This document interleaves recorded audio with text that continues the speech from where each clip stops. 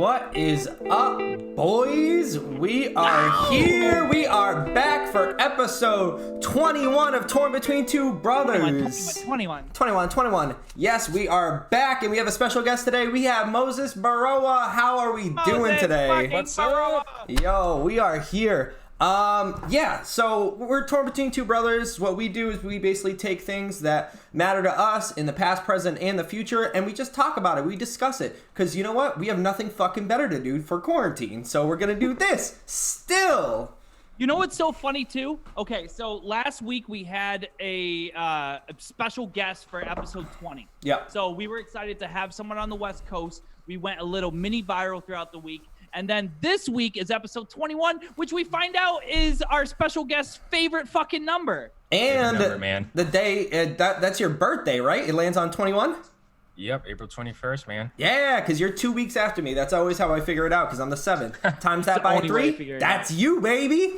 But yeah, so we are here. Thank you guys for tuning in. We really appreciate it. I can't see any of the comments right now because I don't have my phone up because I'm a fucking idiot. But for those of you that are here, here's why you should subscribe to our YouTube channel. If you don't subscribe, I'm going to make the most intriguing set of YouTube channels that encompasses all of your favorite things. It's going to have cooking. It's going to have camping and hiking and traveling. It's going to have video games and etc. But once I have gotten all of your subscriptions, I will change the channel to this here podcast, back to Torn Between Two Brothers. Right there, baby. Therefore, tricking you for your subscription. And after that, you can unsubscribe. You know why? Because I don't care, because I'm already bringing in the bags, dude. The bag, boy. Yeah, so. You know what's so funny? Okay.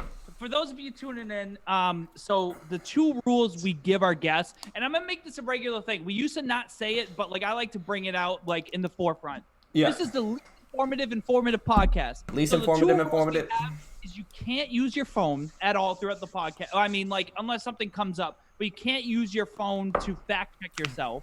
You have to pretty much just go based off your little bit of notes that you write up, and we're not allowed to tell each other the topic. So whatever comes up in dialogue is literally like spur of the moment. What do you think about this? Let's throw a dart and hope it hits. So without further ado, Moises Berroa, who are you? We know you as one of our best friends, but who are you to the people that don't know you? Okay, so I guess people that don't know me, I met Justin, 6th grade, man. Is that how you identify yourself, through what time you met Justin? Hey, man, I was nobody until I met Justin. So my life really didn't start until 6th grade. I was just nothing, and then I saw a bright light down that tunnel, you know what I'm saying? And there it was. This little-ass Canadian kid. Yeah, man, so pretty much Massachusetts, moved to Derry, New Hampshire, and 5th grade, met Justin 6th grade, and then we've been doing crazy-ass shit since then. Then we split. We had a falling out when I joined the military. That's when we broke up, right? Yeah. And then I waited till he came back and I proposed because, there's military weddings. Yeah. He said, or I said yes. So, no, man. So I joined the military and I've been just rocking that for a while.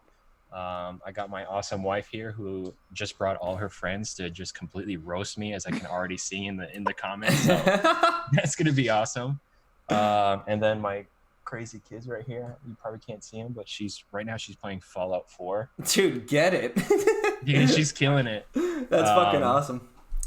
But yeah, man, other than that, it's people that don't know me, I swear a lot. I forgot if I can swear in here, so I'm like, you can do whatever the fuck you want, dude. Boy, are you kidding me?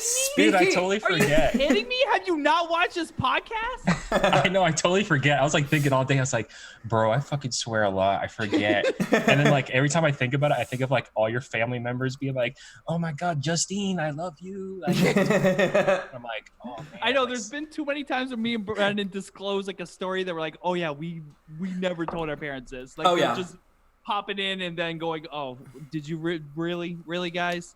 I could just imagine like Mama Bergeron just crying in the background how she's failed her sons because you guys are just degenerates in life. I think, thank you, Moses. I appreciate it. And I think like I love all of our guests, but especially having Arthur and Moses back to back is so fucking awesome for us because we've known you guys for so long. Like we've all, I don't know, we're just like a close knit group. And even though we're so far apart in the country, like Arthur was in California, you're in Texas, we're in New Hampshire, like we still get a fucking cheese to these kind of moments. Yeah. And I think that's a perfect introduction because what we have next is the roast of Moises Berroa!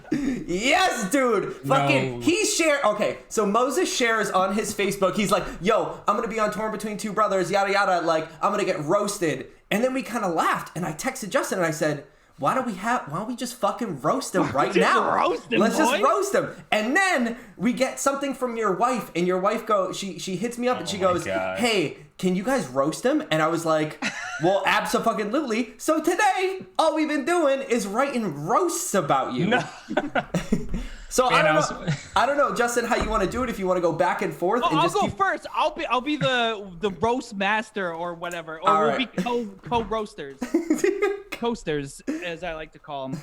So, thank you, Moses, for joining us for this nice little roast. Thanks, happy to be here. Did you guys know that Moses' hands are really small, that they can't hold a Burger King burger? You know what? Moses' hands are so small when he takes off black gloves, it looks like someone's unwrapping a Tootsie Roll. Excuse me, I don't think so. Look at this full-sized Nintendo controller. That's a small controller! This is a full-size Nintendo controller. I'm clearly overlapping it almost double. So. Those are made for kids. Speaking of small hands, you know what else they say about small hands? Small condoms. What's the difference between Moses's dick and his current joke? Nobody laughed at his current joke. But that doesn't mean that Moses doesn't get girls. I remember in high school, Moses dyed a blonde streak through his hair to impress scene girls. But it seemed like it was more to impress animal control since he looked like an emo skunk. You know what's so funny? Was it your driver's license that you had to take a picture of your school ID with the streak through it? So I've had probably the worst driver's license of my life. I've had 3 driver's licenses. One of them I got into a fight before, so I had a huge black eye in it. And then the other one was that skunk. Yeah, that skunk eye. You just kind of like saw it right here. And yeah, it was not the best driver's license I've had. Fun fact. Did you know Moses ate ants when he was a little kid? No. Last week. Fun fact. Last week. It's funny because we had Arthur on the podcast, and this week we have the aardvark. You know what? You know what's funny about Moses? So growing up with Moses, and if you've known him or if you've ever gone to the bars with him, he's always been a lightweight. We used to call him a 2-beer queer. 2 beers in, and he would try to have sex with me.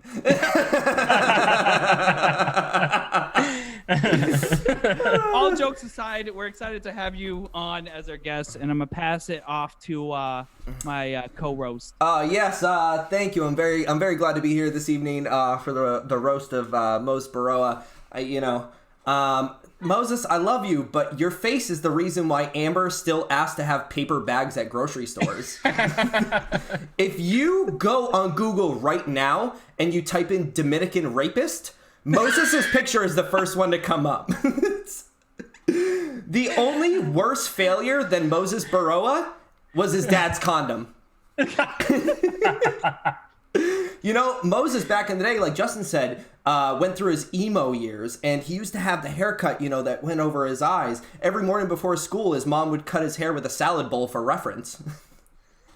And lastly, dude, it's funny because we've known Moses for so long that when we were younger, we used to play this game called Manhunt back at Humphrey Park. And now that's just what Moses does at the gay bars on weekends is Manhunt. But yes, we are excited to have you as a guest. Thank you for complying with our little roast. For those of you that are watching, we hope you enjoyed it and hope I don't get too much backlash because I had to use my phone for the roast because I didn't have enough time to write it down on cards.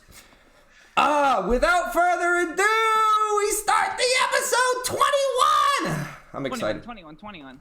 I guess I'll start, dude. And personally, I wanted to talk to you about because I know we talked to Arthur about the same thing. We talked to him about how quarantine's going in Texas or California rather.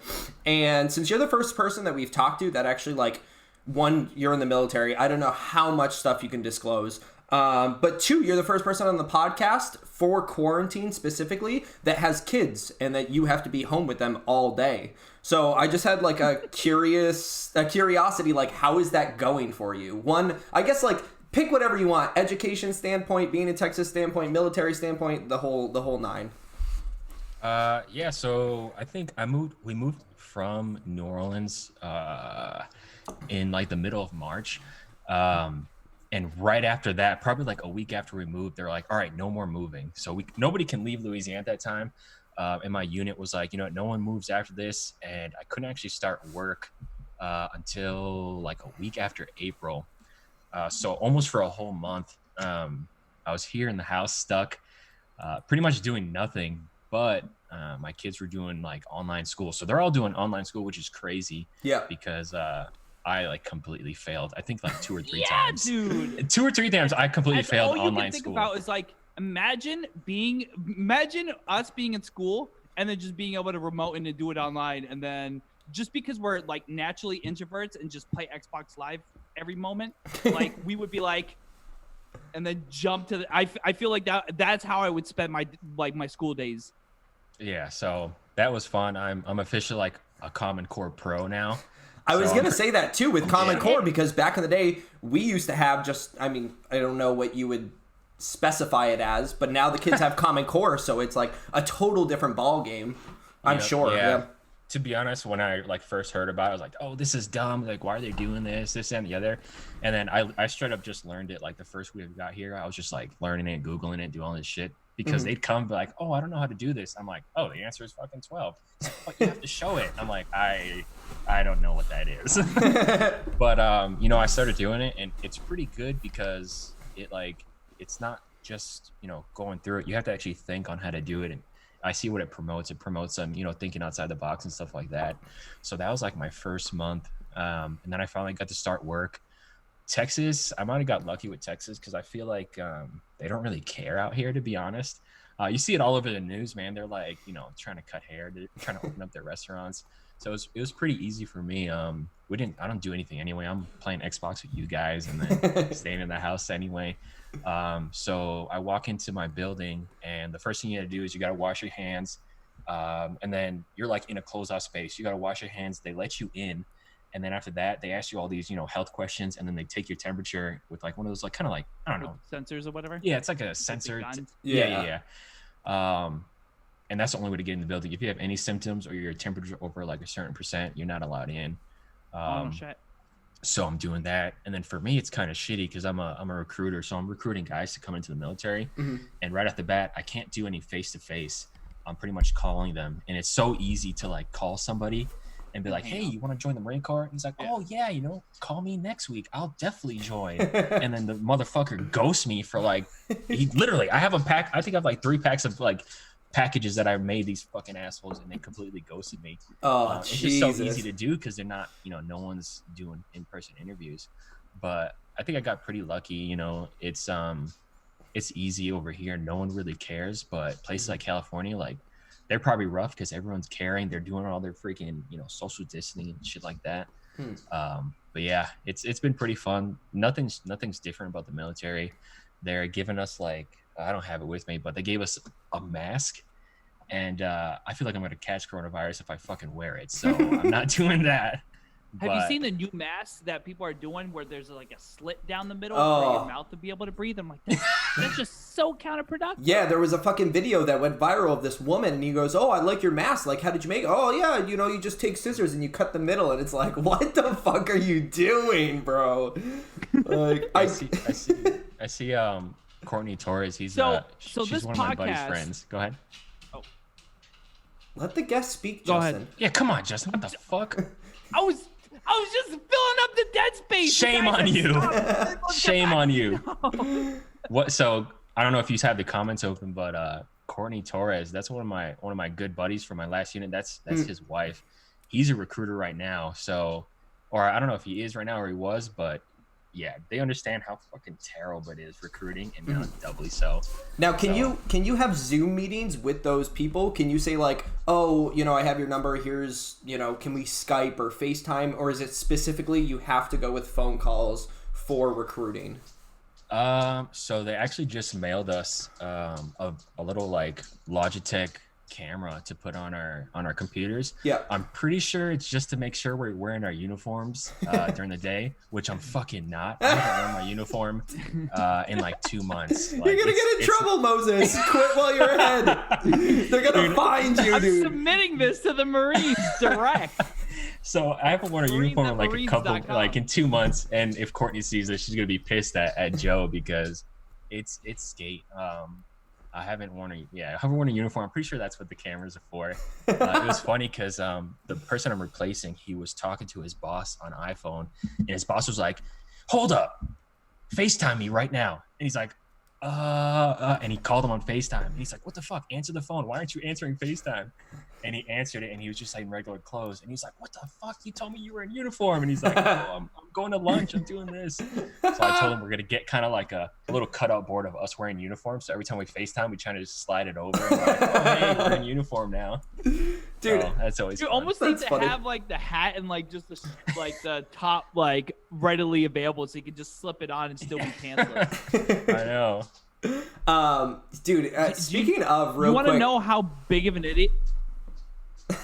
Justin's the worst, dude. So, Moses, I have a story for you that I think you'll find either aggravating or funny.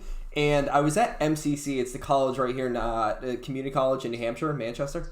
And there was this dude sitting next to me, and I was doing a paper, and I think he was like asking what my paper was about, or like, "Oh yeah, I remember you had a class with you," or whatever. And then, just shooting the shit with the guy, but trying to like ignore him as much as possible because I have to get done my paper. It's right before class.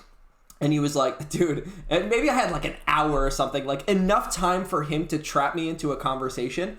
And then I find out that he's a recruiter for the Army. And and I look at him and I go, and I'm just trying to be as kind as possible because I don't know him. You know what I mean? If you were to talk to me about like the perks of going into the Marines and this, that, and the other thing, I'd be like, okay, yeah, like I'll give you the time of day. But like this dude, I didn't know him. So, and it's funny that you said that some people like kind of give you the yeah and then like backtrack, because that's exactly what I did to this dude. I literally dropped a bombshell, and I go, yeah, I guess the only reason I would join the Army is to get free education, because I don't see myself being in that like field, but like the free education is awesome. And dude, this man went off for the next hour about why I should join the Army, and I was like, I'm way too polite to say anything, but I don't want to join the Army. I am not Army material. I appreciate those that serve, but I'm the biggest pussy, and I'm not going to be able to do this.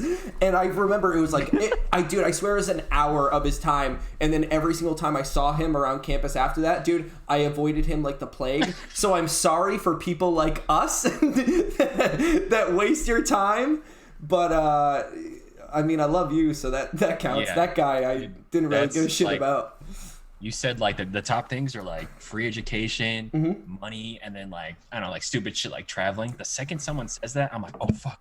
And I just like go back in my mind. I'm like, let me give him every single bit of education information ever. He's gonna join. And then that dude probably ran to his boss and be like, oh, guess what? This guy's totally going to join. He wants free education. I'm going to call him up. And what do? You fucking ghost him. You dodge him for the rest of his life. Dude, look at me. Cry. You've known me ever since I was like a kid. Am I really any sort of military branch material? I don't. Marine Corps? No, bro. Army? You got it. Honestly, I see you in the street. I'm not even offering. Hey man, I've been thinking about going into the Marines. Nah, I don't think you should, bud. The Army office is that way, bro. Your boss is like, dude, why'd you just turn down someone that wanted to go to the Marines? Dude, did you see that kid? Did you see that kid? Did you see the skinny pants on that guy? Oh man, it's funny. So funny because like I feel like, dude, I don't know if you remember this kid, but we were at this party, and I remember he was talking about how he's in the military branch, and you're like, you're a pussy, dude, because like there's an order of. I remember that. Like, of which ranks are like cooler than others, or which Marine. And I don't know. You don't have to like bash anyone because obviously like you're gonna rep Marines, but like it just feels like it's. I don't know what like Marines, Army, Navy, Coast Guard, and I don't know. There's another one in the midst of that. Not only do I remember that situation, I remember exactly who it is too. Like, I remember everything, because the best part was I was kind of like, you know, obviously I was like beefed up. I was like brand new. I had just joined. Got home. Can I just tell a story about Moses? Moses was so Marine when he came back. Dude, no, my friends are watching. Please. We were at GameStop and we were looking at games. And Moses bro had his hands behind his back. No, it was the back. It was the back. Looking at the games in Marine stance, I was like, "Oh shit, dude!" This dude would wear his uniform.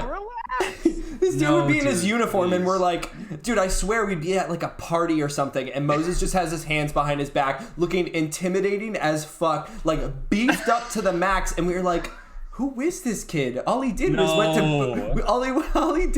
to training, and he came back, and he's like, "Yeah, I got my Marine knife. I'm ready to fuck shit up." And I'm like, this is not the same person. But then after a while, and I always use, sorry, I don't mean to go too far into it because I know you're about to tell a story, but I always use you as an example for someone that I wouldn't be able to tell now that is in the Marines, because people that represent the United States in terms of the military branch, you can tell by their personality, their stance, their mannerisms, all that, you know, I wouldn't be able to tell what branch they're in, but maybe someone like you would.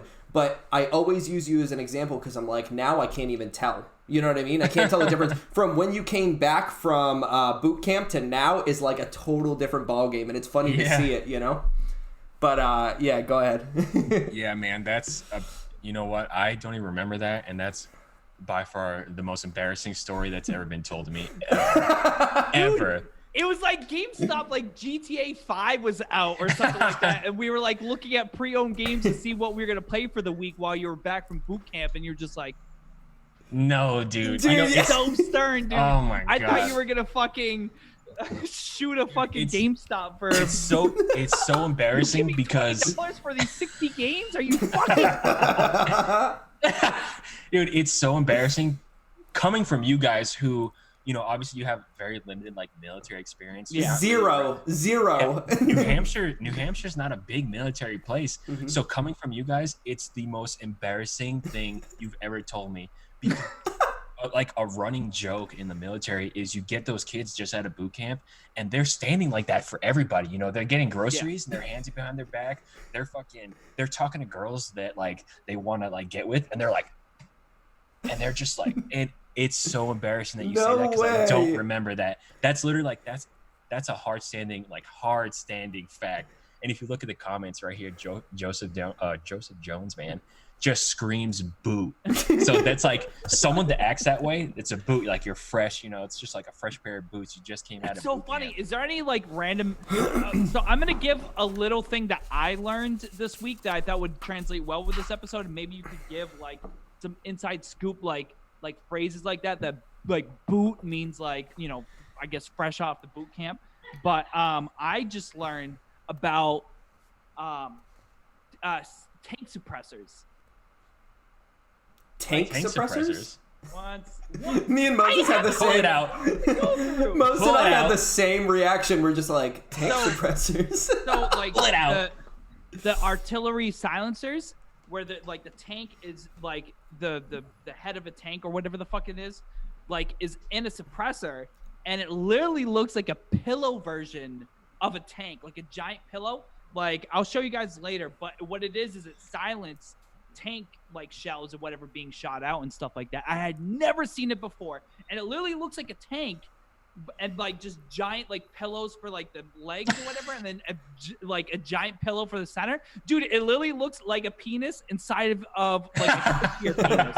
That's what it looks like. And I had never seen that before, and I didn't even know it existed. It's like I said, it's a tank suppressor, artillery silencer, whatever. I hadn't even like I play all the Call of Duties. I didn't recognize that at all, but it was just like something funny. But it only reduces it by 20 decibels, which is about the difference between a television and a blender. But wait, which one's louder? I'm kind of curious. Dude, that's literally what I thought. I It depends. It depends what show's on. It depends what show's on, what your volume's at, and the number your blender is set on. Yeah. Is how you can tell. Are we blending just like a couple drinks together, or are we blending like babies? Ice with like babies would be loud in a blender, dude. Oh, dude. No, I don't think so because they die pretty quickly, so they wouldn't be crying or like screaming and shit. Dude, one of the most fucked up jokes I ever heard was it was like, how many babies does it take to fit in a blender? And it was 2.5 because you'd literally have to cut one baby in half. And it stuck with me for like 10 years, dude. I heard that joke 10 years ago. Dude, the best baby jokes are the ones where people give exact measurements. They're like, how many babies does it take to paint a fence? And they're like, well, 34.2. Yeah, right. So fucked up. But no, yeah, it's funny that you're saying, oh my god, I can't believe that I used to act like that, and that it's so embarrassing. But either way, like, you have such a fucking dope job. I feel like one of the biggest things that Justin and I don't mind that you live far away is that you're doing such like an awesome job that you have been for a while. I know. Yeah, man. I think that someone's in the comments. He's repping the Marines. I think, is that your dad? That's my dad. Yeah, that's your dad. Yeah. Okay. He missed the roast about his condom family. We know the show as Torn Between Two Brothers, but tonight's episode is called Porn Between Two Brothers, starring Moses, because I guess your mom told Louis Moses starring in Torn Between Two Brothers, and he heard Porn Between Two Brothers, which is 100% a better name than Torn Between Two Brothers. Yes, I'm gonna need a cup, two syringes. The fact that Moses is literally in between us makes it 10 times better. Where are you guys? Are you guys like right here? I can't tell on my side. Oh god. Yeah, no, that was pretty spot on. It was very spot on. So yeah, is there any like military lingo you want to like, I don't know, that you've always found funny or like interesting or it makes it like boot? Like I would have never thought of boot for like, you know, it's almost like fresh off the boat for Asians that come, you know, like come to America, whatever. Like boot is like fresh off the boot camp. Dude, I can't wait till YouTube cancels Justin for making all these obscure races. Good luck rifling through 3 hours of video a day. Oh, sorry. You can answer that now. I just wanted to say it. So there's not a lot that are like supremely funny. The funny ones, of course, are the funny ones are no shit on this piece of paper that's posted in every government building that like Marines walk through. They're like, you can't say this. And it's like literally a list of shit that's the most hilarious things to say, but you know, you get in trouble for saying them. So one of the good ones are like referencing female Marines because they have like this huge stigmatism behind it. And I know Courtney's in here. She was a Marine. She's probably not gonna like this, or she probably doesn't care. But like Wookiees, like when you hear Wookie, that's automatically referencing a female Marine. No way. Every time you hear Wook or Wookie, just think of like Chewbacca, and they're does that just mean woman rookie? No, they're talking about like Wookie, like Chewbacca. Jesus. Yeah, there it goes, Wookie. Oh dude, my God. Mine was just like, I was like, oh, that's not bad. It's just a woman rookie, but like that's what I was thinking too. But like, I was gonna say that it's funny that I literally think of Star Wars when you say it, and it's literally the correct meaning, but total that is like exactly what it is. That's awesome. So there's that. So there's Wookie. Another one, not really like a derogatory term, but so when when you deploy, you don't really have like real bathrooms. So there's just porta-johns everywhere. And in every single porta-john, you're going to see two things. You're going to see poorly drawn artist porn, which is helpful. And then Wagner loves the cock. And that's everywhere in every porta-john across all, like any Marine Corps base you go to. If you go to porta-john, you're going to see the words Wagner loves the cock. For what reason? No clue. No, you don't have any idea. You've never like, I'm kind of interested. I'm going to Google it real quick. And we can't Google it, Moses. You can't Google it. I'm sorry. I wasn't expecting to talk about this, but you guys got it. So you're going to see. That's the point of the podcast, is to literally be like, all right, about something you vaguely know, but you don't know the full story. Well, the good thing is that there's so many people in the audience that are military. So like, if anyone wants to shed light on Wagner loves the cock, no one knows. And the most unfortunate thing is when you find, so Wagner, like, we're always like talking to each other by our last name. So to all my buddies, like I'm Berroa, or it's not really Moses. So Wagner is referencing to a last name. So the unfortunate thing is when people actually have the last name Wagner, and it pops up sometimes, and you're just like, bro, your name's Wagner? Like, oh yeah, I get it. I love the cock. Like, and it's just super unfortunate. But yeah, that's a big one. Wagner loves the cock. Dude, if Wagner loves the cock isn't the fucking name of our podcast, I don't know what is. Like, dude. Yeah, episode 21, Wagner loves the cock. So that's a good one. Yeah, Wagner loves the cock. Wookie. All the other ones, like are just like slang, not totally funny. You'll hear Pogue a lot. And Pogue is just referencing to like people that aren't just like infantry, so it stands for personnel other than grunt. So it's just like if people like me or someone who's not a straight up infantry, you're like, oh, you're a Pogue. So that's that. You're a what? Pogue. It's just an acronym for personnel other than grunt. But yeah, there's not too many funny ones. We just kind of swear a fuck ton, so that's about it. Well, I'm sure it's exactly like when I think of slang for like the restaurant, you have 86, you have sub, you have things like that. So I'm sure there's so many military, not like, just like stating, slang. Slang. Yeah. Thank you. Yeah. Just slang that was created around a military clique. Same for you, that was around like a restaurant clique. Yeah. Exactly. Yeah. Yeah, it's good stuff.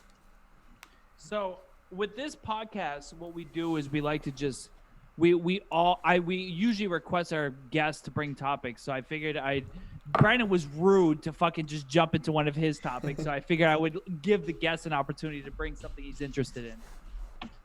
I was about to cry because I was expecting it, and then Brandon kind of. He was like, I was asking you about you. Baby. It was a guest question. It was like a guest interview. Your question. topic was a guest question. That's it. It's my turn. Oh God. All right. So after you, King Moses. That's right. So mine is okay. So Brandon, not so much for you because I know you're not really like into like Smash Brothers, but for me and Justin, imagine you're just sitting there. We're about to actually. Me and Justin already went to our first tournament a while back. Don't bring it up. Don't bring it up, dude. I'm bringing it up because this situation is way better than what we went through. We got destroyed. So imagine you're just sitting there, your very first Smash Brothers tournament. You get ready. You have your waifu pillow here to like kind of support you and shit. And then this huge dude just walks in, just completely jacked, and sits down next to you. And then you start the tournament, and he completely roasts you 2-0. And then you go to shake his hand, and he goes, hey, man, thanks. What's your name? He's like, well, my name's Steve. What's your name? Oh, my name's Le'Veon Bell. And you get completely demolished by fucking Le'Veon Bell. Imagine just an NFL running back comes by and just destroys you in Smash Brothers. Like that. I read that article and it was like completely nuts to me. He's like, oh, no big deal. I'm just Le'Veon Bell. I was the second round draft pick. Actually, dude, Joseph Jones will know this, because Joseph Jones, he's a huge Steelers fan for some god awful reason. He's just roasting the Steelers. Second round draft pick for the Steelers, and he's a fucking Smash player. Like he goes to tournaments. Not only did he go, but out of 44 people, he placed 17th, which that's better than me and Justin did, and we fucking grinded the shit out of that game. New Hampshire locals, dude. Did you guys? How far did you guys get? We dropped right away. We got demolished. Wait, did you wait to see if the people that beat you ended up winning, and you just got like a really good pair up? They were like top players. I think it was the person who beat me was like third, and the person who beat Moses was second or first. Oh no way. So they were like third and second in like all of New England. Jeez. So I mean, we weren't expecting it, but it was like a 16 or 20 or 32 people, whatever, and I think me, Moses got whatever was tied for last place. It meant you got double eliminated at the very, like, you go through double elimination and then you're in the very beginning of, how like you have the two brackets or whatever. So when you lose in the first elimination, you go to the second bracket. Yeah. Lost both of our rounds back to back. Jeez. Yeah, not even like not even 12-year-olds, dude. And we were rolling in like 25-year-olds, and like Moses had his wife over, and then it was just like, oh, this is bad. Yeah. Because we have been training, dude. But then, do you know who has all the time in the world to train? 12-year-olds. Literally. 12-year-olds have all the time in the world to train. Like, you stand not a chance. And you never want to admit it, but it's the younger generations that are nasty at video games, just like we were nasty at, like, Halo 1. There's, like, those 12-year-olds that are nasty at Fortnite and fucking Super Smash Bros. Because they have all the time in the world, just like we did back in the day. It's so upsetting that we're gonna get to a point. I'll just say our generation. I know I'm 4 years apart from you guys, but just just in terms of our generation, like, I don't want to admit that younger kids are going to be better than me, but I already see it and it pisses me off, dude. Like, I know when I'm playing Call of Duty, there's a 9-year-old behind that computer yelling racial slurs at me after they snipe me. Like, what is this, Xbox 360? Get out of here. Fucking putting up 30-2, dude. Yeah, no joke. Yeah. That's I take pride in the fact that I destroy my son any chance I get in any video game he plays. Fortnite, destroy you. Call of Duty, destroy you. GTA, I'm gonna kill you left and right. I don't care. No mercy. So, but then it's gonna come to that day, like in all those TV shows, like Boy Meets World, where like the dad is beating the kid day in day out, and then all of a sudden the kid turns 14, dude, and finally wins that first game, 21 in basketball, and then just continues to smack, dude. Dude, so this kind of reminds me, and it scares me at the same time. When I was a kid, me and my dad would play, and we would play Soul Calibur, we would play Call of Duty, Mortal Kombat, we'd play all these games, and I would completely demolish him, but after a while, I would purposely, I would sandbag, because I would get nervous. And Louis, if you're watching this, I'm sorry, I sandbagged. I can destroy you in Soul Calibur. You taught me about these games, and I had no life. I was bottom tier in school, so all I did was play video games. And yeah, I would sandbag, and I would be like, oh, he would win some, but it would be like really hard to sandbag. And I'm actually scared that that's what Damien's doing right now. He could probably crank 90s like nobody in Fortnite. He's like, wow, my dad sucks, but I kind of have to lose to him or else he'll round me, which was my thinking when I was a kid. Yeah, so I mean, that's just something I thought of. That's funny because Justin and I totally had two different personalities when it came to video games. His was being very good in a bunch of different video games, and my niche was, I guess, having a niche and being like over obsessive with video games and playing them until I became the best, and then I move on to a different one. So like specifically for Borderlands 3, I just maxed out my level when Justin literally just got me the Xbox card. I'm like 50% through all the achievements. I barely have any left besides the multiplayer ones, and I'm like so hard-headed that I'm like, I'm going to be the best at this game or one of the best or whatever. And Justin's very like, he's good, and he's I'm like, like how like I think it's similar with Moses too. Like, we're just really good at a bunch of fucking video games. Like, we grew up playing video games, but Brandon was naturally worse than me at video games. Literally. So, like, I'm an 8 out of 10 on every single game, and Brandon's a 6 out of 10 out of every game. Brandon would play the game for hundreds of hours to ensure he was a 10 out of 10. Yeah. And you would win on those games, and then we would play another game. So then all of a sudden I'm like, now I had to restart. Play another game, and then you'd be a 6 out of 10 and get smashed, and then all of a sudden, like, a week later, he'd have like 100 hours invested into this fucking game, and then smack. And then I'm like, what? Look at us playing PSO, dude. I was like so bored. I made like a second character, and then I was like, you know what? Fuck it. They're not really playing. They're doing their own thing because they're gonna play a bunch of different games. And I just cranked and threw like 50 extra hours into one character. We are going to call you out right now. You're a piece of shit, Brandon. We're playing, man. We're just not playing at 3 a.m. or 10 a.m. We're not playing at those two times that you play at. I don't play in the mornings. Fuck that, dude. I got too much schoolwork. Oh, but hey, do you guys want to play? And it's like 11:30, and then it's like, all right, I have to get up in 4 hours, 5 hours for work, and then Brennan's like, oh, I'm just hopping on now. To be fair, the past 2 nights I've gotten on at 10 at night, and you guys were both on Netflix. That's Netflix time. No, that's Netflix time. That's boys' time, dude. That's boys' time. 6 to 9 is prime time, baby. Oh my god. We will have this argument until the day I die. It's just my work schedule, dude. I serve for well, now I'm on unemployment. Yeah, you don't, so you have no fucking say. Fuck, man. Alright. Moses, would you like to put another topic into the The abyss that is torn between two brothers. Nice transition. Thank you. Yeah, man, nice transition. That was excellent. Am I doing this right? Hey! Has anyone flipped the card ever? It went. You have the Justin curse. I do. It's so bad. Dude, Joanna and Kat did, but I think everyone else hasn't. Oh, okay, got you. So this one here is a highly opinionated one, and I know you guys are gonna hate this one. This one is about Eminem, man. Oh, okay. I thought you were going into politics, and I literally was like, don't put. I literally did not talk about politics. I pick and choose who I talk to politics about because I'm that much of a bitch that I hate confrontation. I'm like, I don't know if Moses is gonna like this or not like this, so I'm just gonna like sneak off to the side. But go ahead, dude. Eminem. No, man, politics is fun because I just like trolling everybody. I could care less. You can like Trump or you can like, whoever the fuck you want. And I'll just go against you, whoever you're picking, just to fucking troll you. 90% of the people on the web right now, match that description. But so Eminem, man, I don't like him at all anymore. I think he's irrelevant, and everything he tries to do is so behind others that are creating new and useful and like new and popular things.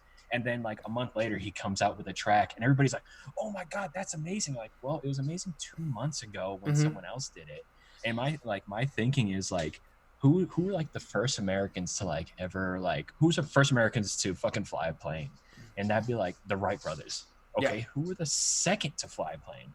Yeah. Nobody cares. And that's like my thinking between Eminem. Like, okay, cool. He's coming into trap or he's coming into, like, that popular genre of music, and everyone's like, wow, he's amazing. I'm like, okay, well, people already did this. Who fucking cares? Yeah. Well, he dissed MGK. Like, who? Like, who did he diss? Like, why? So I know, like, you guys. Well, actually, Brandon, you gave the thumbs up, but I know you guys like Eminem, so I was like nervous writing this, but yeah, man, that's my theory. Like, Brandon's always hated Eminem, or no, don't put words in my mouth, Brandon's dude. always been hot and cold about Eminem. Yes. He just fucking doesn't really care. And then like me, I've always been a fan of Eminem, and I've always tried to defend him, but like it just became like a uphill battle defending this motherfucker because literally like everything he talks about or everything he does is dated, and if it's not dated, it's redone. So like, or redundant for like a nice little pun. Like it's just like you said, it's like there's all these new genres and people are almost gravitating to them because that's what the new thing is. And it's funny because you see like the Migos like mumble, and then the even Lil Baby, Da Baby is like killing it right now. And Lil or Duh? Which one? Duh, baby. And his flows are been crazy, but then he got critiqued that he was doing the same flows on every single song. That his new album, he tried to change it and like make it a little bit more user friendly and kind of switch up his flows, and then that was regarded as a failure because like they were like, this is boring. Like we listen to DaBaby for this reason, like these reasons. We don't listen to DaBaby for this. So all of a sudden, when he actually tried to go in that like switch it up, that's when he got criticized. And I think that's the problem with Eminem right now. Is like I enjoyed listening to him storytelling like good stories, and I think I had a similar issue. Like I think we talked about it when we reviewed his album, where it's like he was still talking about like his stepdad, and it's like you're like 40, 50 years old talking about like getting by your stepdad, like it's, and they're not even like good at this point. And I think that's why like I've kind of grown weary of like Tech Nine and like some of these older artists that are still pumping out music because they're still doing the same content, and then the only times that they try to like switch it up, it's already being done better by someone else. So it's like there's no reason for me to go out of my way to listen to him. While an artist like Drake, I feel as much as he's hated, he's been able to keep relevancy over the past, I think, years or whatever. Yeah, it's hard because you have artists that succeed. I think Drake is a perfect example that evolves with time, and he has the perfect amount of being who he is, also going out on a limb and experimenting into not different genres, so to speak, but experimenting with different I don't know, like a different sound and keeps building up on it. But like you have, I don't know, I think the perfect example is like Kanye West. As much as a controversial person he is, people can look back into albums and say like, this was a banger, this he tried but I didn't like it, this was a banger, he tried and I didn't like it. And he goes in so many different patterns, but that's what you have to do with an artist. But like an artist like Eminem that's been doing shit for 25 years, he tries to go down that path and doesn't succeed, at least in my eyes, 75% of the time. And then people, dude, it's like, how many times can I relate something to fucking Call of Duty? All right, let me go back. Eminem is Call of Duty when you listen to an album and someone goes, oh, it's not like the other ones.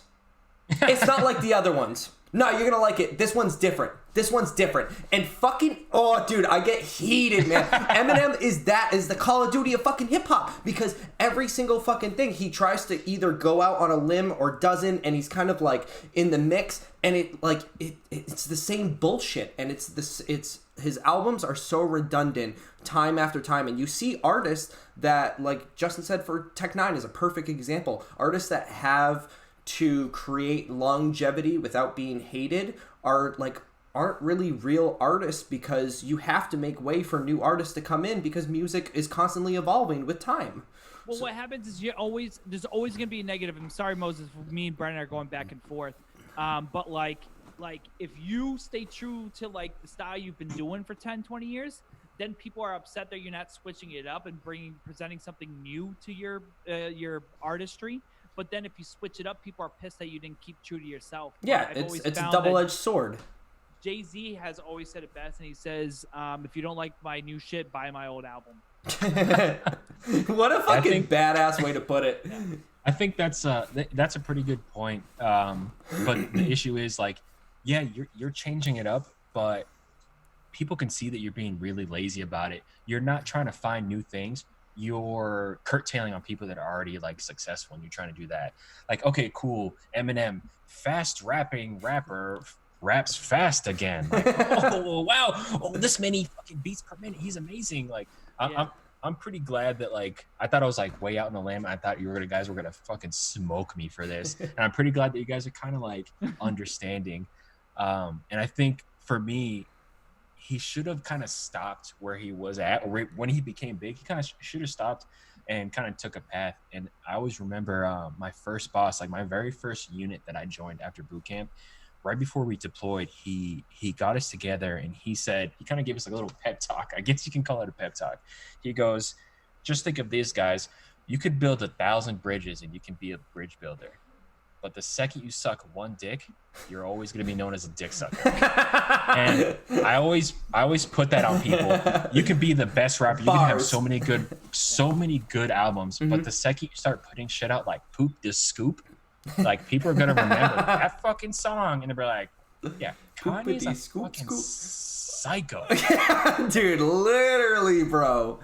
Yeah, Eminem's one of those. I know we've talked about Eminem before, and but he goes down the path of either redundancy, doing new things. Don't even, dude. Doing things poorly, and or culture, or shock culture, which is just the fact that you're putting something out there just so people are going to talk about it because it's controversial. And I don't know. I'm sick of it. I'm good.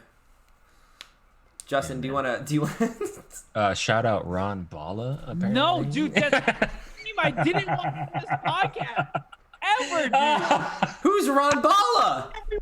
You don't know who Ron Balla is? No. Name I never wanted to fucking have it. Now we have to have him as a guest on this podcast. Wait, who's Ron Balla?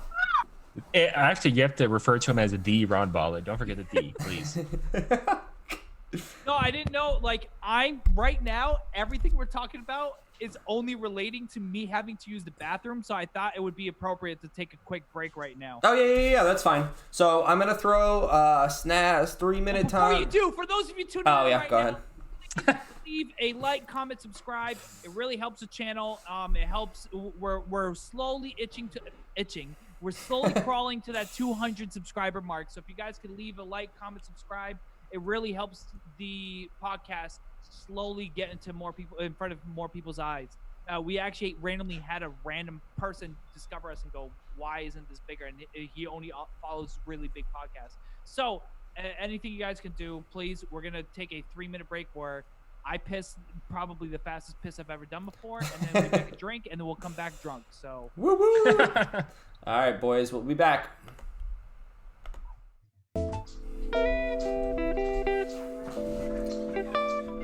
We are back, boys. Look at my hair, dude. Yes! I look disheveled as fuck, dude. Hell yeah. It's funny you don't check your text messages when I text you. I did. I said 30 seconds, baby. No, I said moving forward, you should do like a finger countdown to give us any like. Oh, I forget that you can see me. Yeah. Yeah, because I can't see you guys. For those of you tuning in, this is Torn Between Two Brothers, where we talk about the past, the present, the future, and we like to bring something that's new to us, trending, new in general. We don't fucking care. We talk about anything we literally know nothing about. And I would like to start the second half off with a little segment I like to call Why Is This Trending on Twitter? Why is this trending on Twitter? That's going to be the theme song. I hope. Bars. Let me know if the theme song played. Yeah, you're good, homie. Take it me off. and Moses listen to silence. Like when introduced, it's just me and Moses like. So today's fun word of the is Jumanji. Jumanji. For those Why Is This Trending on Twitter is where I take interesting phrases or people, whatever places, and then I present to you why a phrase that's trending on Twitter, and you have to guess why it's trending. All right, I'm going to say that Jumanji is trending on Twitter because Robin Williams recently either had a birthday or his death anniversary, and they're re-celebrating one of his greatest movies, Jumanji. Moses, would you like to take a guess? I'm going to think Jack Black is only going to come back into acting if he does another Jumanji. Jack Black has to be part of Jumanji for him to come back to acting. He said he was stopping. He said that was his last movie. Did you see? Okay, all right, sidebar. Did you see that Mr. Beast hosted a rock, paper, scissors, shoot contest? And he had the 32 most famous YouTubers he knew, like Ninja, fucking Addison Rae, and a bunch of other like gamers and random YouTubers. And then he had a surprise guest, and then he literally like released it to be Jack Black. So Jack Black did the rock, paper, scissors. I forget who fucking won. That's so funny. I think it was Ninja that won. Was it? Of course, dude. No, Ninja's Ninja lost. He Ninja lost to someone else. Oh, okay. He lost to whoever won. But Jumanji is trending on Twitter because North America has just got its first round of murder hornets. Yeah, dude. Fuck, man. That was one of my topics. So Brandon's favorite throw that away insect ever, the bee, is so this 2-inch Asian giant was first sighted in Washington last fall. They use mandibles shaped like spiked shark fins, which is not scary at all. And they can wipe out entire honeybee hives in just a few hours, and that's what the biggest like concern is. Mm-hmm. But they are also capable of killing humans. Venom and stingers feel like hot metal driving into skin, and is described by someone who's actually been stung and lived to tell the tale as a red hot metal thumbtack being pressed into your skin. Was that YouTuber Coyote? Was it Coyote whatever? There's Coyote Ugly, yeah. No, there's a famous YouTuber. I think it's Coyote something. And I recently just watched the video of him stinging himself with the murder hornet, and his arm and hand like pretty much blew up to twice its size. Jesus Christ. I think here's the thing with the murder wasp that I'm not, and I don't know why media is catching attention to it now, is because apparently there's been sightings of them for a while in Japan. That's what I'm saying. They were first sighted in Washington last fall, so it's been like 6 months. Exactly, and now the media is just grabbing it and taking it and running with it. But the funny statistic that I found was in Japan, there was only 50 people that died to murder wasps in 1 year, which to put it into kind of a reference, only 14 people in the United States die from shark attacks, which is kind of usually unheard of. So to maybe times it by 3 and say, hey, these people are dying. The scary thing is that the murder wasp can go through that. Someone was, I think I heard it on, suit. Yeah, I heard about it on NPR, I think. Yeah. And someone was wearing a beekeeper suit, shorts and sweatpants, and the stinger was still able to penetrate their skin. Through all of it. Yeah, dude. But the scary thing is that if you get stung, I think it's like 3 to 4 times, even if you're not allergic, there's a probability of dying.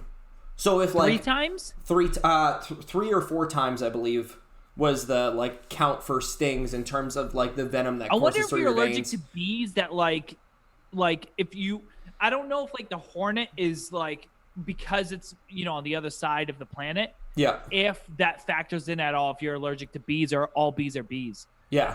I don't know. It could be like a different strain or something. You could be allergic to like poison ivy, but you're not allergic to all plants. You know what I mean? Like something stupid like that. Like you can, I guess, pick and choose your allergies. Yeah, I guess I'm what? Because I have a gigantic fear of bees. I guess I'm just trying not to think about it and saying, you know what? I'm scared of fucking bees anyway. If I see a bee, whether it's 2 inches long, a fucking little honey bee that comes near me, I'm fucking swatting and I'm running. Don't matter to me. Because I haven't been stung yet. I could be allergic to a fucking regular, like I could be allergic to fucking bees and hornets and shit like that, and I could die anyway. So a murder wasp, you don't scare me. You don't scare me, boy. Yeah, until you hear zzz and you open. You look like a character. Yeah, but it's any bee, so it doesn't matter. It's me. Moses, what's your opinion on bees? Do you like them, love them, hate them? Okay, who likes bees? Below. So first of all, I think I'm wrong here, but was it Brandon that was lollygagging in Beehive Central playing? No, it wasn't Brandon. It was one of your friends on Xbox. Okay. No, wait. Are you talking about during Manhunt? No. Oh. No, literally, dude, me and Moses lost it. So back when you would bring like your Xboxes together or me and Moses would bring our Xbox 360s in the same household and play next to each other. Yeah. One of his friends on Xbox Live, and I don't know if it was his friend or one of our mutual friends, was playing the Bee movie or Bee the movie? Yeah. Bee movie the game. Bee the movie the game. Bee movie the game. And it said what? Lollygagging and what? He was lollygagging in Beehive Central. Dude, me and Moses lost it. Dude, because Lily, you know how it tells you that like what you're doing in a game sometimes or whatever? And the Bee the movie the game literally tells everyone you're lollygagging in Bee Central, and it's the funniest. Like, I would rather be caught with child porn than fucking be caught lollygagging in Bee Central. Whoa. Too soon.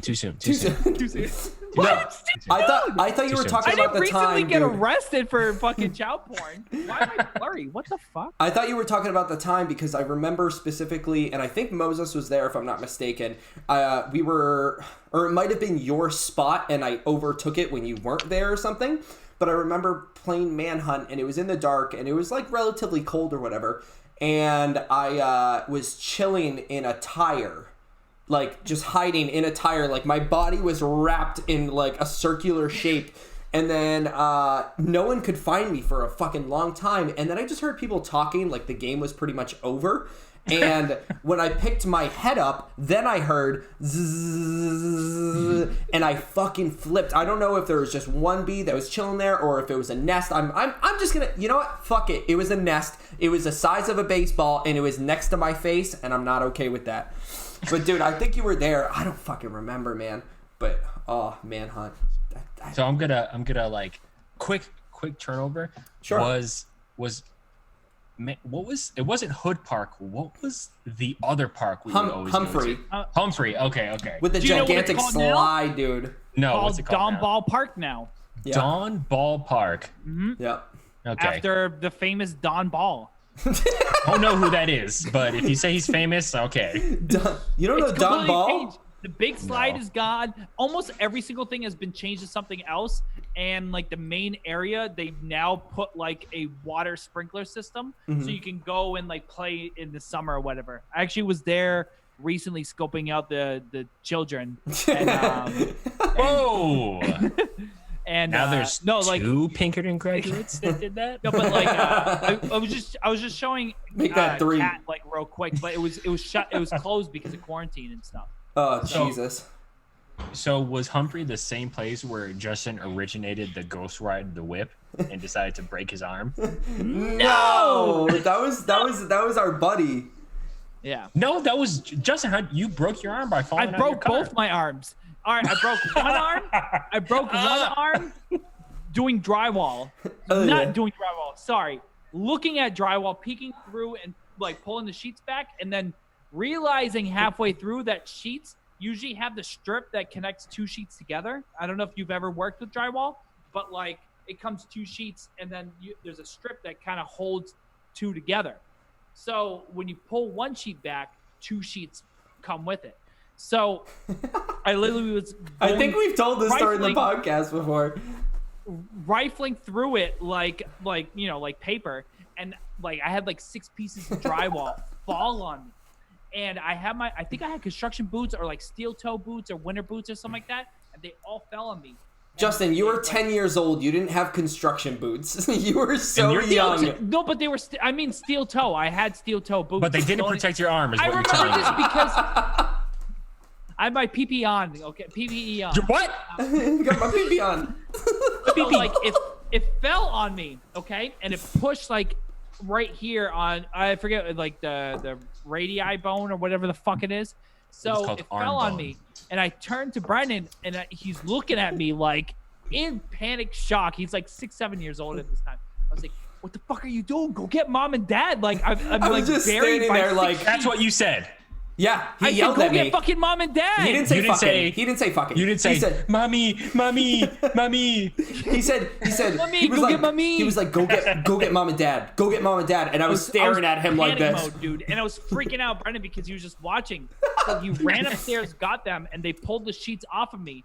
And I go to look at my arm, and it looked like a piece of spaghetti, dude. I had broken it so bad, the fucking bone was like this. So, Mom, I know I didn't have steel boots. I had some sort of boots. Okay, dude, there's a reason why. That's your mom? She didn't collapse on me.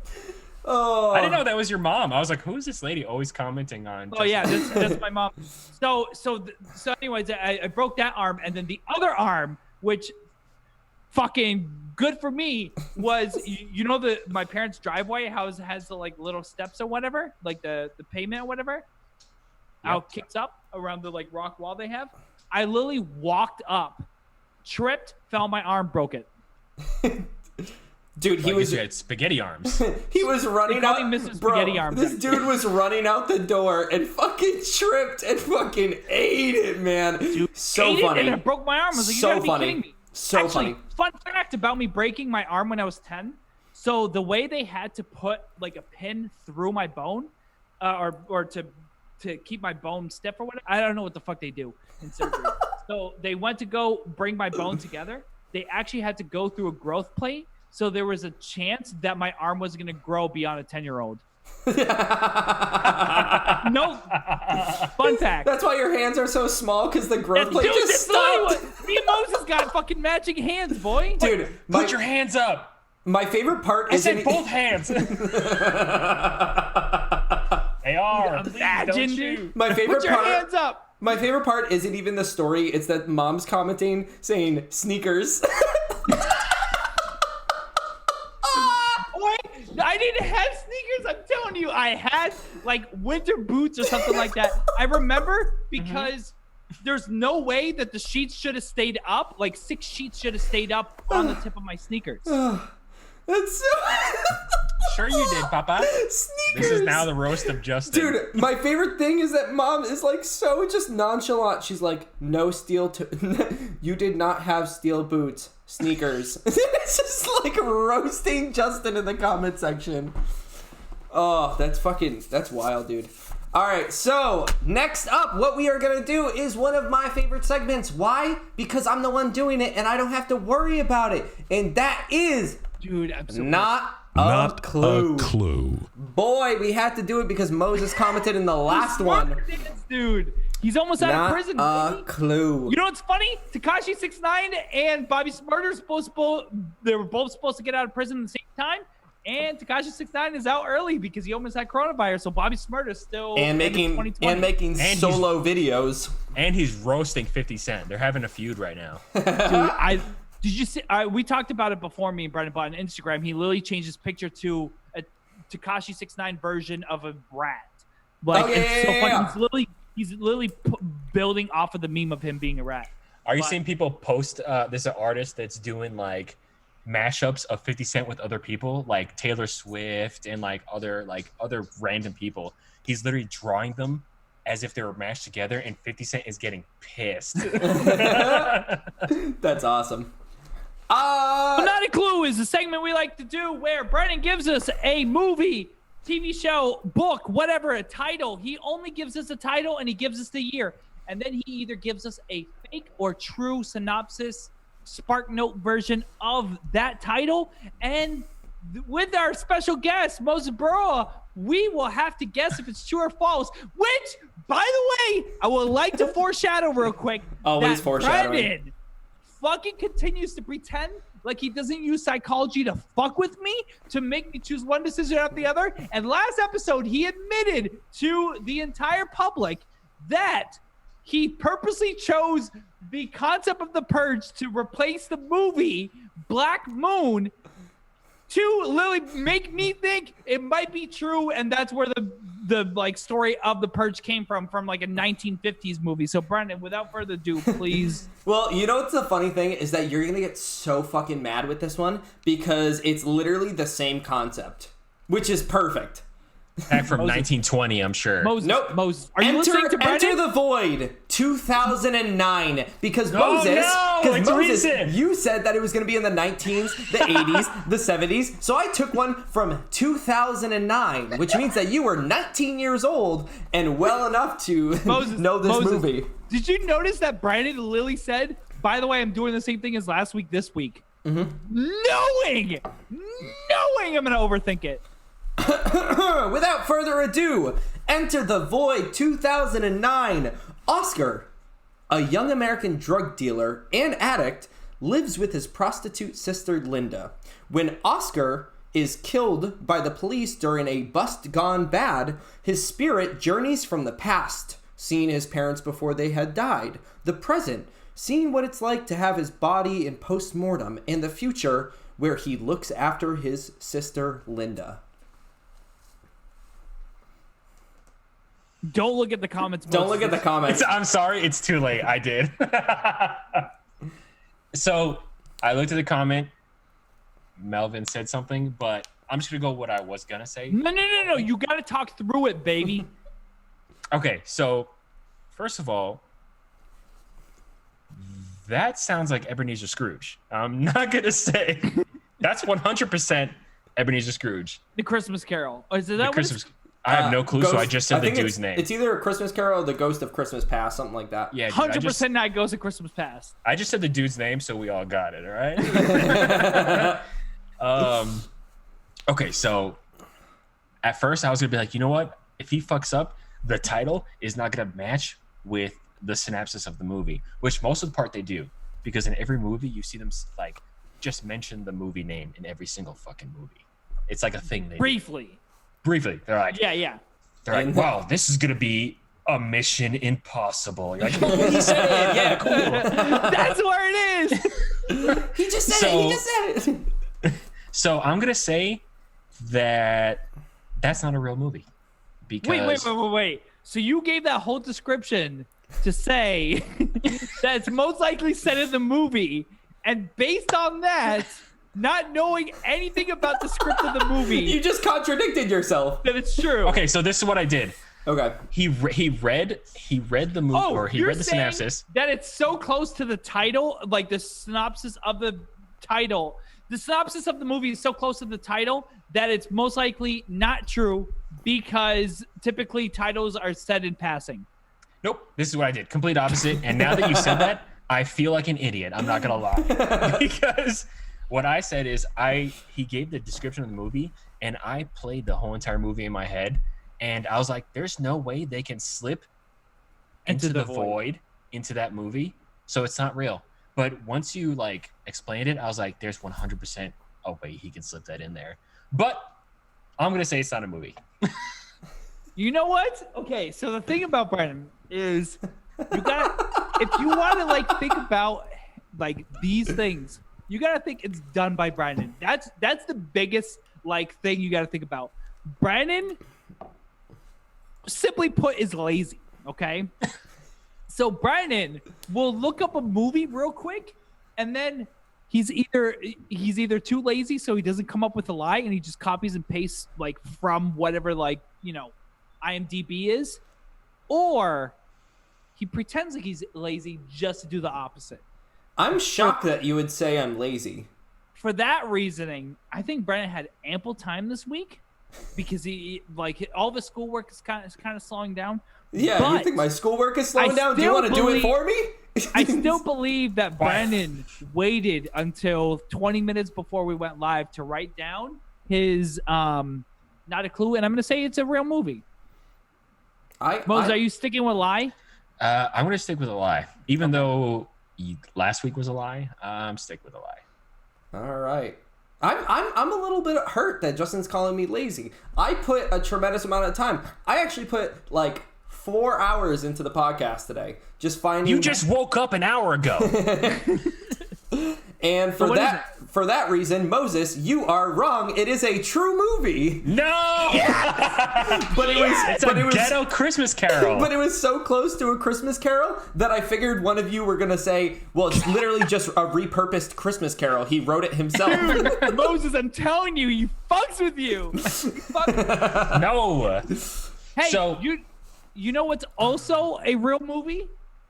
Space Jam 2. Oh, come on. LeBron James. LeBron James just posted on Instagram the new logo and title for Space Jam 2, which is going to be called Space Jam: A New Legacy. It's based on a 1996 classic that we all know as Space Jam, and it's been a passion project of LeBron James since 2014. Anthony Davis is like, they kind of released like who's going to be playing parts in it. I'm going to tell you right now, it's almost ruining the entire concept of the movie, knowing what the original Space Jams is. So they're like, Anthony Davis is going to be in it, Chris Paul, Damian Lillard. And then it's like, all right, so those are what the monsters are going to take over, because the original movie, they took famous like basketball players and then took their bodies and their skill and became the monsters. And then they have Don Cheadle, who I think is just going to be the new Bill Murray. I think he's literally going to just show up at the end and be like, oh, do you need an extra partner because Bugs Bunny like didn't discover water soon enough? And then like all of a sudden be shot into the basketball game. So it's slated to release June 2021. And he disclosed in a recent podcast, podcasting is the way of the future. Please like, comment, subscribe. Shut the fuck shameless up with that plug. Shameless plug. Yeah, Shameless plug. He disclosed in a podcast that right now they're mostly working on animation. So currently no one's really affected from the quarantine. They're able to still push production along and still push for that June 2021 release. So just to get into it, I know we talked about Jumanji trending, and then me and Brennan had a little bit of an outrage on the revival of it. Are you guys fans of the Space Jam series, or are you excited for the revival? I will disclose, as much as I'm not excited about it, I will say LeBron James is probably the best pick, period.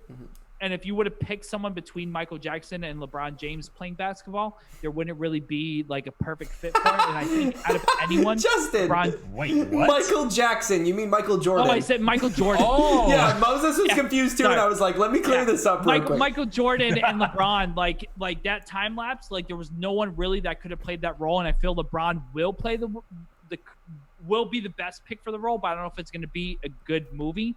But I guess I'll ask Moses, because he's our guest. Were you a fan of Space Jam, and any opinions about the upcoming sequel, I guess?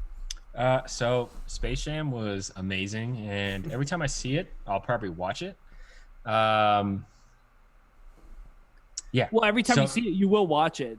Well, every time I see it pop up in Netflix, I'm gonna click on it and watch it. Yeah. It was an amazing movie. Mrs. Bergeron, I'm sorry, you're wrong.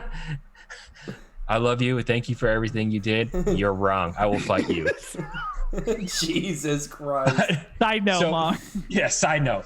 So Space Jam's an awesome movie. I liked not necessarily the Michael Jordan aspect of it, because at the time I wasn't really into like watching sports, so I didn't really care about that stuff, just the Looney Tunes part. So I'm sure in that aspect, if they stay with that Looney Tunes part, it'll be good. But now that I'm more into watching sports and more into, basketball and NBA and stuff like that. And that's why I wanted to kind of pass the question off to you, because I know just watching like your Xbox Live feed, like you've been recently really big into NBA 2K20. Destroying 2K, just demolishing it. Yeah. So LeBron James, I don't think he'll be a good, like, if you see LeBron James, one, I hate him. I despise him. You Space hate him Jam, because for what reasons? well, like, do you think his personality traits aren't really going to match Michael Jordan's kind of whimsical approach to the original Space Jam, or is it just at like a personal level? He's a cocky person that jumps from team to team just to get the rings and stuff. Yeah, so I never really saw like the personality side of Michael Jordan until he was on Space Jam, but obviously that's acting, so you can't really tell how someone is.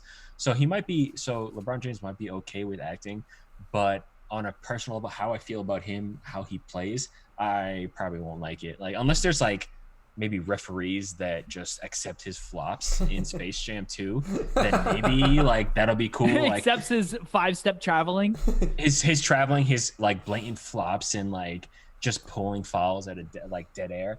Maybe like that'll be the whole entire movie. I'm expecting it to be.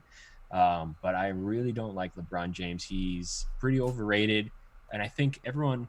Actually, you know what? In his defense, if you were to pin, and I know this is like not going on Space Jam realm, if you were to pin him and Michael Jordan together right now in this era, LeBron James would win only because he knows how to play the game. He knows how to play refs and knows how to play the system.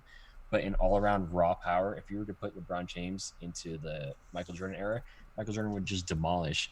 And I think people liked Space Jam because of that. He was a good personality. He had true skill.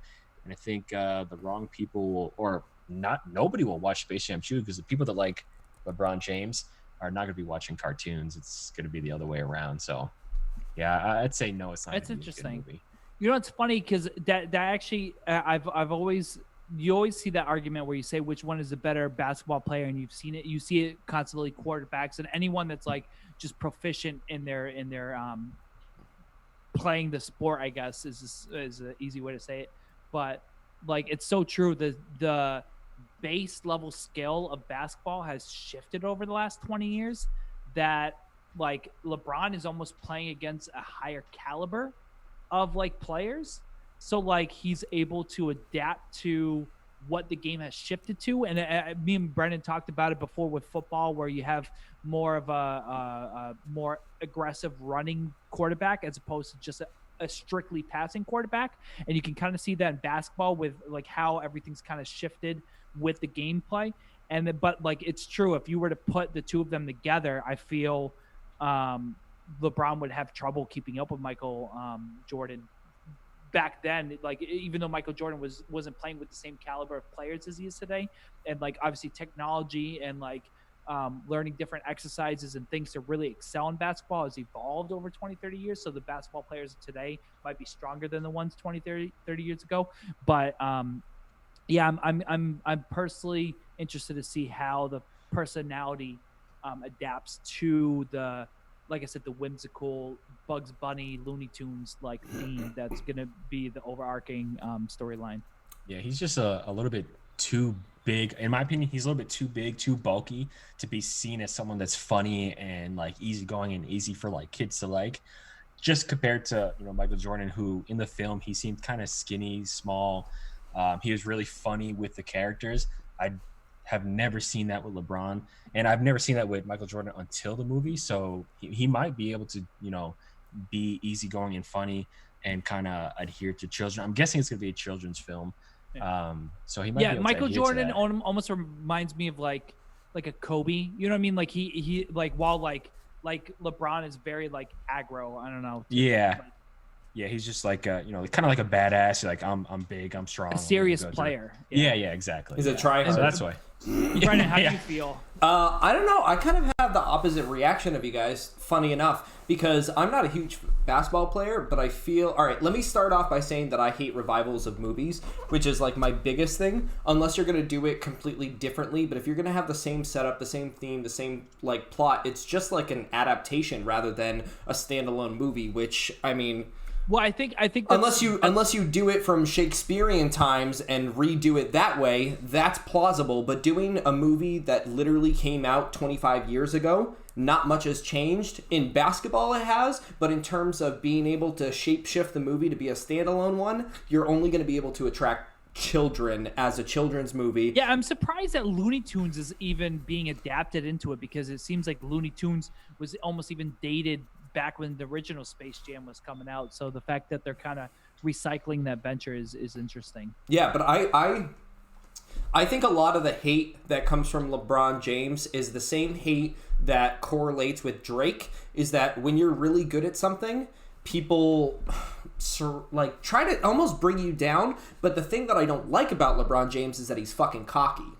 So that's he's little good. Freak. He's good at what he does, but he's such an asshole and he's so cocky about it. That's what brings the negative connotation to LeBron James. But I do think outside of his personality, he has confidence, and that's what will make the role be good, because he's so confident as a basketball player. And then if he's willing to take a role as an actor, I think he would probably do a really good job, but not for the right reasons. It's not going to be passion and genuine. It's more going to be like to prove to people that I could do it, which, you know, is LeBron James. Yeah. So I don't know which way it'll translate, if on screen his genuity will come across, because it probably doesn't have any because he's a dick. But I don't know. That's my take on LeBron James. I think he's good at the game. He's just, in terms of his transparency, I don't know. Yeah, I think yeah, I guess we'll see. I mean, it's going to be a sequel, and I think the LeBron James is obviously a relevant character, but Looney Tunes, like, yeah, are they?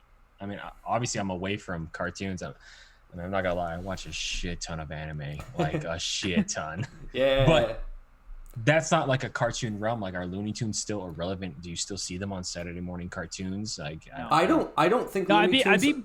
Oh, sorry. I was just going to say, I don't think Looney Tunes are relevant, but I don't know any other big cartoon corporation that could encompass maybe you do like an Adventure Time fucking Space Jam, but then that's kind of like... You're overreaching at that point, right? You almost have to stay within the confines of Looney Tunes to be able to get across that it is a part 2 or adaptation of the first one.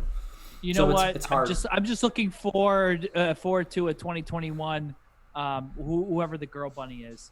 Lola. It's Lola Bunny. It's Lola Bunny. Dude, Moses had that in his back pocket, bro. He's like, we're going to be talking about Lola Bunny today, so I got to get my information I had a feeling straight. they're going to talk about Lola Bunny. Did I say Loli Bunna? I feel like I said Loli Bunna, but I'm not sure. I'll have to rewatch. Amber's Lola Bunny and Bud, so... I don't know if Brendan wants to go into something, but I wanted to go into something funny with the coronavirus. And I want to disclose right now at the beginning. And I tried to say it like an hour and a half ago. But first off, I'm an idiot, okay? We know. Because I never put 2 and 2 together what COVID stood for, just because I never thought of it as an acronym. I always thought of it as just like a scientific term that was like, I'm just going to ignore what it means, like H1N1 or whatever, like that previous disease. I don't know what those symbols stand for. And I just realized that COVID just stands for CO, corona, VI, virus, D, disease. But I had never like put... Wait, are you... No, I knew that. Okay. But I didn't... I did not. I didn't correlate the two together just because I just thought of them as completely different entities. But I wanted to dive into coronavirus real quick. I know we already did, but this is more around my non-boy, Alex Jones. I can't stand Alex Jones. So for those of you watching, we've brought him up. He's a conspiracy theorist. I'm not a fan of him at all, and I'm not a fan of conspiracy theories. I think anything could be kind of like told. I like. There's so many things that conspiracy theories like pulled together, like 9/11, like jet fuel, steel beams. Like I think there's so many facts behind all these conspiracy theories that you're grasping for straws. And the reason why he's trending on Twitter or trending in general is his wife recently shared a clip of him so he went through and described on his radio show how he would kill and cook the family next door amid the coronavirus lockdown. So he literally said, I saw that, dude. By the way, quote, "I will eat my neighbors. I won't have to for a few years because I've got food and stuff." By the way, don't know what stuff entails too because he's talking about eating his neighbors. Well, he's got a surplus of families in his basement, so he doesn't have to go to his neighbors for a while, you know? See, and stuff. Because I've got food and stuff. But I'm literally looking at my neighbors now going, I'm ready to hang them up, gut them, skin them, chop them up, and then eat them. Dude, what a fucking weirdo, man. So obviously it's gone viral now. He's like pushing to advocate that he'll do anything for his kids, even if it means killing his neighbors. And I understand that.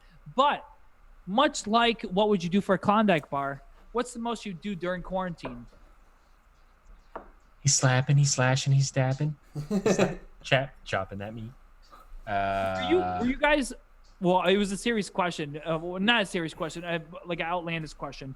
But I was just curious if, like, I know when we started going to the grocery stores, when the outbreak started happening and you saw all the riots, and I even remember going to the grocery store and seeing people close off, like, the pasta section so you couldn't reach to grab certain things. Have you guys seen anything like ridiculous like that? Like, I don't know. I've gotten to the point where I've just accepted the pandemic as just like a social norm, and like you see people's true colors in general with how people have reacted to it. You know, the people, if something bigger than the coronavirus would happen, how they would adapt and how they, because what happens is at the end of everything, and we spoke about, like, if there was like an apocalypse, like episode 2 or whatever, the people willing to do more evil are the ones more likely to succeed, because the good isn't going to outstep the social norm of morals and morality. And I'm just curious, like, how you guys feel about that, and if you guys have seen anything out in public. Obviously, it's died down since, but I found Alex Jones talking about it now. It was kind of weird that he's talking about eating his neighbors. I think I'll go first real quick, but I think the biggest thing I would do, like the most extreme thing I would do if it came to that point, would be buying a gun.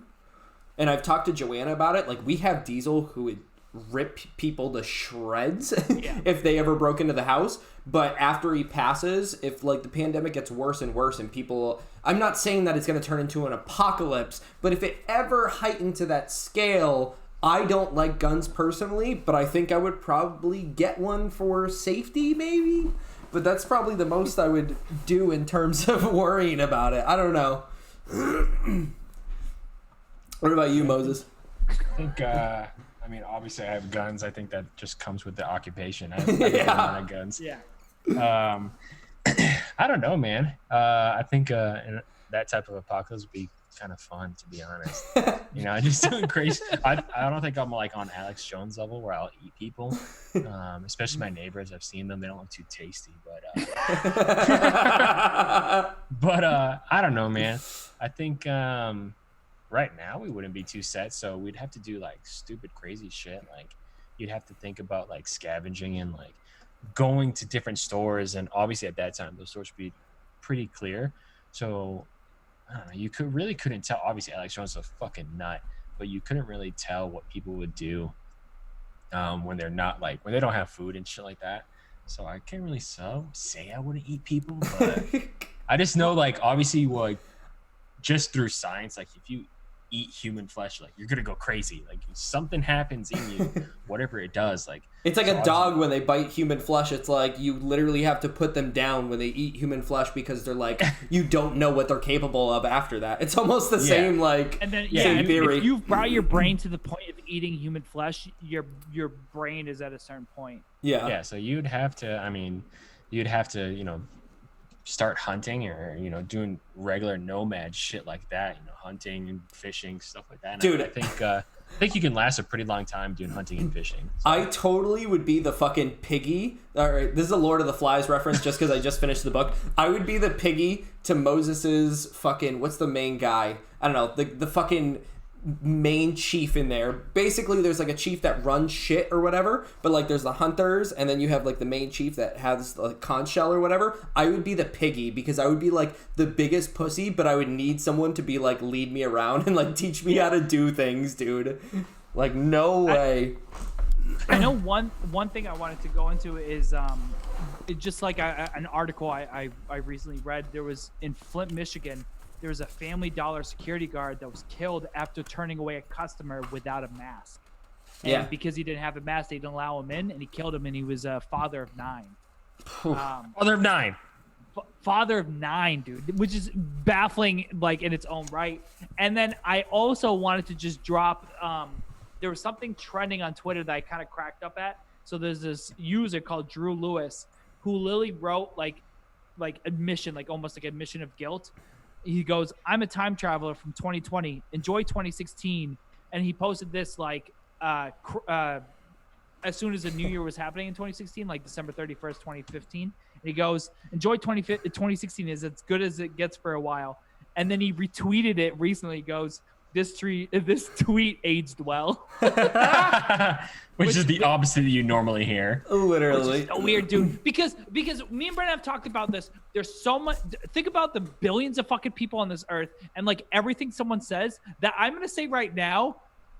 By the way, enjoy 2020 while you're at it, because 2024, there's a giant artificial intelligent war that breaks out, and we all end up having to serve to our overlords, the robots. And when you are watching this in 2024, make sure to see how well this ages. You could predict shit so far in the future and just like, well, look at fucking Matt Groening in The Simpsons. Like, when you make 25 years of episodes, some things, if 10 things turn out to be right that are futuristic, that's not that like crazy. And when you see all those articles about like Matt Groening is like part of the future, oh, Donald Trump's president and stuff like that, but it's like, that's not that far-fetched. Like you could literally dig up, I'm sure, like we talked about the book that predicted the coronavirus, and they said, oh, the Wuhan virus, and because they said the Wuhan and virus, it correlated, and then he's known, to predict the future, so to speak, but there's so many fucking possibilities. Dope. Dope. No one says anything. You're just like, yeah, cool, dope. Brandon. Keep talking, bud. And like, I'm just gonna keep taking the forefront. I don't know if Brandon doesn't have topics anymore. Yeah, dude, I'm waiting for you because you're dabbing. You're fucking doubling up. So I'm just being a patient brother. I'm torn between two. I have this one thing, but I wasn't allowed to do it. And once you did your thing, I realized I did it wrong. So. What do you mean? What do you mean? So I also wanted to like make have that not a clue, but I totally did it wrong. 100% I did it wrong. So if we do it, you just have to roll with it. Wait, what are you talking about? He's saying he made a not a clue, but he didn't do it the right way. What's the wrong way? So I have just a year in the synopsis. What do you mean? So we're supposed to just guess if the synopsis is right? What? That's just called lying. That's not guessing. It's like, hey guys, you want to hear a story that's either real or fake? That's literally like accidentally finding a fiction book in the nonfiction section. Like, that's literally what it is. But is it lying? Yes. You know what? We'll send it. Moses, go with your... Go, not a clue. Oh, it didn't even work. Whatever. Who fucking gives a shit? Go. Just send it. My animation didn't work and I suck. Yes, dude. Go. So I picked this date because fuck you, Brandon. So it's 1975. I'm so curious to what this segment's going to be. Why didn't you just say something during Not a Clue? Like, you literally waited until, like, 40 minutes of conversation. Like, hey, guys, I wish I would have been there for Not a Clue. I know I did Not a Clue, but I did it wrong, and I'm doing it 40 minutes later. Because it was Not a Clue, and then it's segmented well into whatever the fuck we were talking about. So it's 1975, and for reference, it was 2 years after my mom was born. She's 25, by the way. So we're guessing if this story is real or fake. Is that what we're doing? Oh yeah. You're telling us a story that happened when your mother was 25, and we just have to guess if it's real or fake. No, it's a movie. This is a movie. Come on, man. But you can't tell us the title? You didn't even write the title down? Unfortunately, I cannot tell you the title. All right, go ahead. I learned my lesson. I'll do it better next time. Alex, the central character, is a charismatic antisocial delinquent whose interests include classical music, committing rape, theft, and what is termed ultraviolence. He leads a small movie called Ultraviolence? He leads a small gang of thugs, Pete, George, and Dim, whom he calls his droogs. His droogs. How do you spell that? D-R... It's like druid? G-S. No, droog. Droogs. All right, well, I'm gonna say it's fake. Fake? Yeah, all right, here's the reason. Because no synopsis would say, Alex, the centralized character, that is not how anything is written ever. Like, literally, your description, because it's so...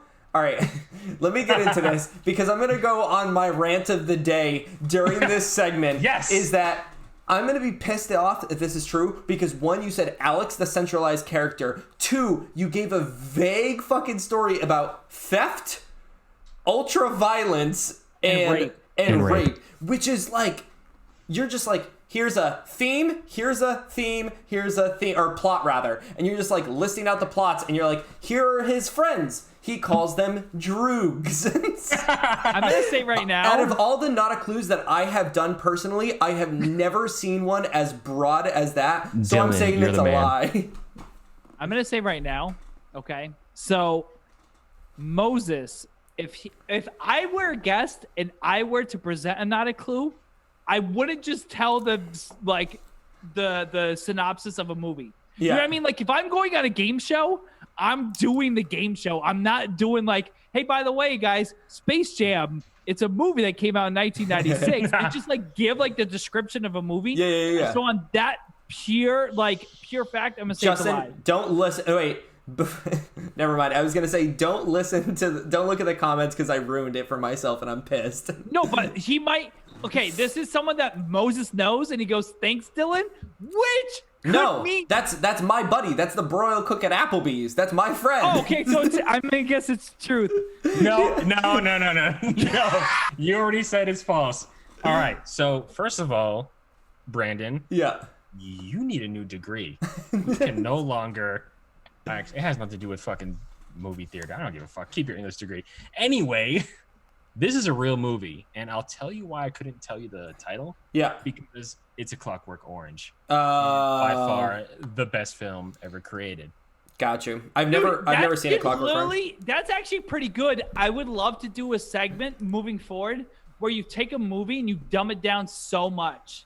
Like you literally take a movie and you go, all right, I'm gonna try to make you guess it based on one sentence or like 5 words or less or whatever. See, it's funny because synopsis verbatim. See, it's funny because I've never seen A Clockwork Orange, but I know what it's about, so I feel like I could have figured it out. Like, obviously, if you said A Clockwork Orange but I've never seen it and you listed that out, I would have been like, that's true because I've heard about it. But like, just giving that generic ass description freaked me out, dude. That's so funny, dude. The centralized character. Yeah, man, that's how it goes. The central character is a charismatic antisocial delinquent. Like, that's exactly how it was. It's an amazing movie, and I specifically picked it because it was 1975, and I was pissed that you kept giving movies that were like before we were fucking born. So there's no way, unless you're like Yo, you lost to a 2009 film. I don't want to hear it, bro. I don't want to hear it. You lost, Moses. I won't even fucking. All right, next time I'm on this, I got a 2018 film for you. I'm gonna be wrong. I'm gonna switch things up. I was on TikTok the other day. Again, TikTok, got to come into at least every single one of our fucking podcasts. But I was on TikTok, and one of the new things that I saw is, I don't know if you guys have heard it, but it's the two sentence horror story, which I know from 4chan into Reddit, into TikTok, but I hadn't seen it in a TikTok format. So I don't know if you guys know what that is. Justin said yes, but Moses, have you? No. So it's basically giving a horror story within 2 sentences, and it's supposed to provoke some sort of emotion or ambiguity or creepiness to it. So it's a subreddit on Reddit, and I thought it was super interesting. So I wrote down a couple, and then I have an example of something that I thought of that kind of correlates with that. But let me know what you guys think, because I just wrote down the most trending ones. So the first one says, as I slit her throat, I looked into her unblinking eyes and realized how late it was that she didn't want to live. Which is like fucking dope, dude. I don't know. These condensed stories are nasty. The second one is, they say we have a primal sense that we can know when someone's watching us. And that's it. But these... those aren't even good, dude. I've heard many better ones. I had a way more fucked up one. I've never heard of this before, and I instantly thought of a fucked up one, and 10 times worse. All right, go ahead. Isn't there one? Oh, well, those were the ones that trended on Reddit and TikTok. Isn't there like a six-word scary story about like an unborn child or whatever? That's what I related it to. Ernest Hemingway, short story. Never mind. Moses, give your 2-sentence horror story. And Justin, if you want to think of one, fucking send it. As I slid in, the euphoria was great, and she called out, and I came back, Mom? Okay. Dude, it's so funny how in sync we are. Do you know what mine is? Go. Uncle? So I slipped into my girlfriend's room and had sex with her. 9 months later, her mom was pregnant. Or had a kid or whatever. Way more scarier than getting your throat slit. Oh, literally that's so like funny. Mother rape is what we both came up with. But yes, Justin, what you described is Ernest Hemingway's poem about a miscarriage, and it goes, for sale, baby shoes, never worn. Which is it's something I learned in class that I was like, I literally couldn't find today because I thought it was by William Faulkner, and I kept Googling and Googling. Then I went to Edgar Allan Poe, Googling. Then I went to Ernest Hemingway, and I finally found it, and I was so stoked. I don't even know if it's Ernest Hemingway. I think that's a false, I think it's just an assumption that person did it, because I think it's someone else. No, I don't know. I looked. Oh, sorry. Go ahead. Ernest Hemingway. So in recruiting school, you had to kind of like do a presentation, and at the end, you had to end with a quote. I always picked an Ernest Hemingway quote, so that's pretty cool. Yeah, he's a beast, dude. He's good shit. Poetry, short stories, whatever you're going to. Ernest Hemingway is an amazing author. Yeah, the big one I did was he said the world is a fine place and worth dying for, and I agree with the second part. That's fucking dope. And it's funny how much it correlates with military in terms of like infantry and all that. Yeah. That's awesome. But yeah, I thought it was funny because it, like I said, I saw those kind of stories on 4chan back in the day, and like maybe mid high school or something. And then I remember going on Reddit and seeing a format like that, and now it's translating over to TikTok. Obviously, people are trying to start new trends that aren't new, but it's funny that it's regurgitating through 3 different types of social media platforms and is still relevant and viewed as new material.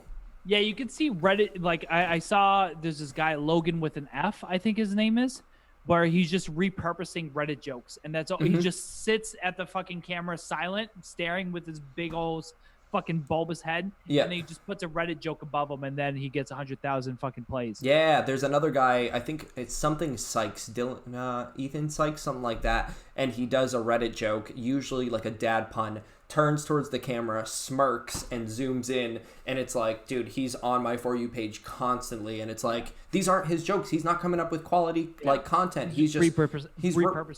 Exactly, dude. So, quick question: am I gonna be the first ever guest to beg for a fucking bathroom break? Yes. Dude, I'm trying to think. I'm like, dude, no one has ever gotten up after this. I'm just gonna piss my pants. That's cool. If you want, you can. But if you don't want, I can do one more topic and then we'll close out if you want. Keep talking, and I'll come back. What was that? Keep talking, and I'll come back. Huh? All right, go ahead. We're gonna do it double style. All right. I'm Well, then, running your show. you'll come back. I have a topic. Brent has a topic, and then we'll end it. Here, I'll Okay, do it. sweet. I'll do like a 2-minute break. How's that? Yeah. Yeah. Okay, that works. I'll do the same thing. Moses, you know how close we are to the end? That Dude. like you literally were like, I gotta pee right now. We're like, we could have said our goodbyes literally seconds before you said I need to go to the bathroom. Dude, I like broke the seal off that break. So Yeah, I know. I have. Shot bet like definitely tried to train my like fucking. I don't know. I get the smallest bladder. So Oh man. All right, Uh, let's do these slice it topics. so that, like no one knows that we took a break. All right. So, yeah, I'm going to go into my topic real quick because I know we're almost pushing the 2-hour mark, to be honest. So I'm Yep. sure people are fucking exhausted from watching this. Yep. But yeah, dude, Elon Musk is coming up once again. Was this your topic, Justin? I almost wrote it, but I figured someone would bring it up. Oh, he's once again making the news. Him and his girlfriend, Claire Boucher, also known as the Grimes. singer Grimes from Canada. Moses, have you heard this? no, not at Oh, all. you're picking baby names, so you'll love this topic. Apparently, Well, I know you're not picking baby names, but you know what I mean. Like you're about to have a kid. yeah. Yeah. Apparently joking, but then after... Sorry, I was looking at the comments like a derp. But so apparently joking, and then after confirmed, he released a tweet stating that his boy's name was going to be XAE, like when you spell out encyclopedia or encyclopedia, it's that AE. Like the A is attached to the E. It's one letter. So XAE A12. And Grimes tweeted out the representation confirming this name. X represents the unknown variable. AE is the elven spelling of AI, which can be construed as love and or the artificial intelligence. A12 is a precursor to the SR-17, which is their favorite aircraft together, which has no violence, no defenses, just speed, which is great in battle, but non-violent. And also, she said the A in there could be construed as Archangel, which is her favorite song. And she closed out the tweet saying metal rat with a pair of swords and a rat emoji. Yep. Dude, I didn't understand the reference until now. So someone posted on Facebook baby names, and it was like naming having your password the name of your child, and then right below it was like having a child the name of your password. And I was like, oh, that's funny. So below I commented like a very generic password that I used in the military. Don't use it.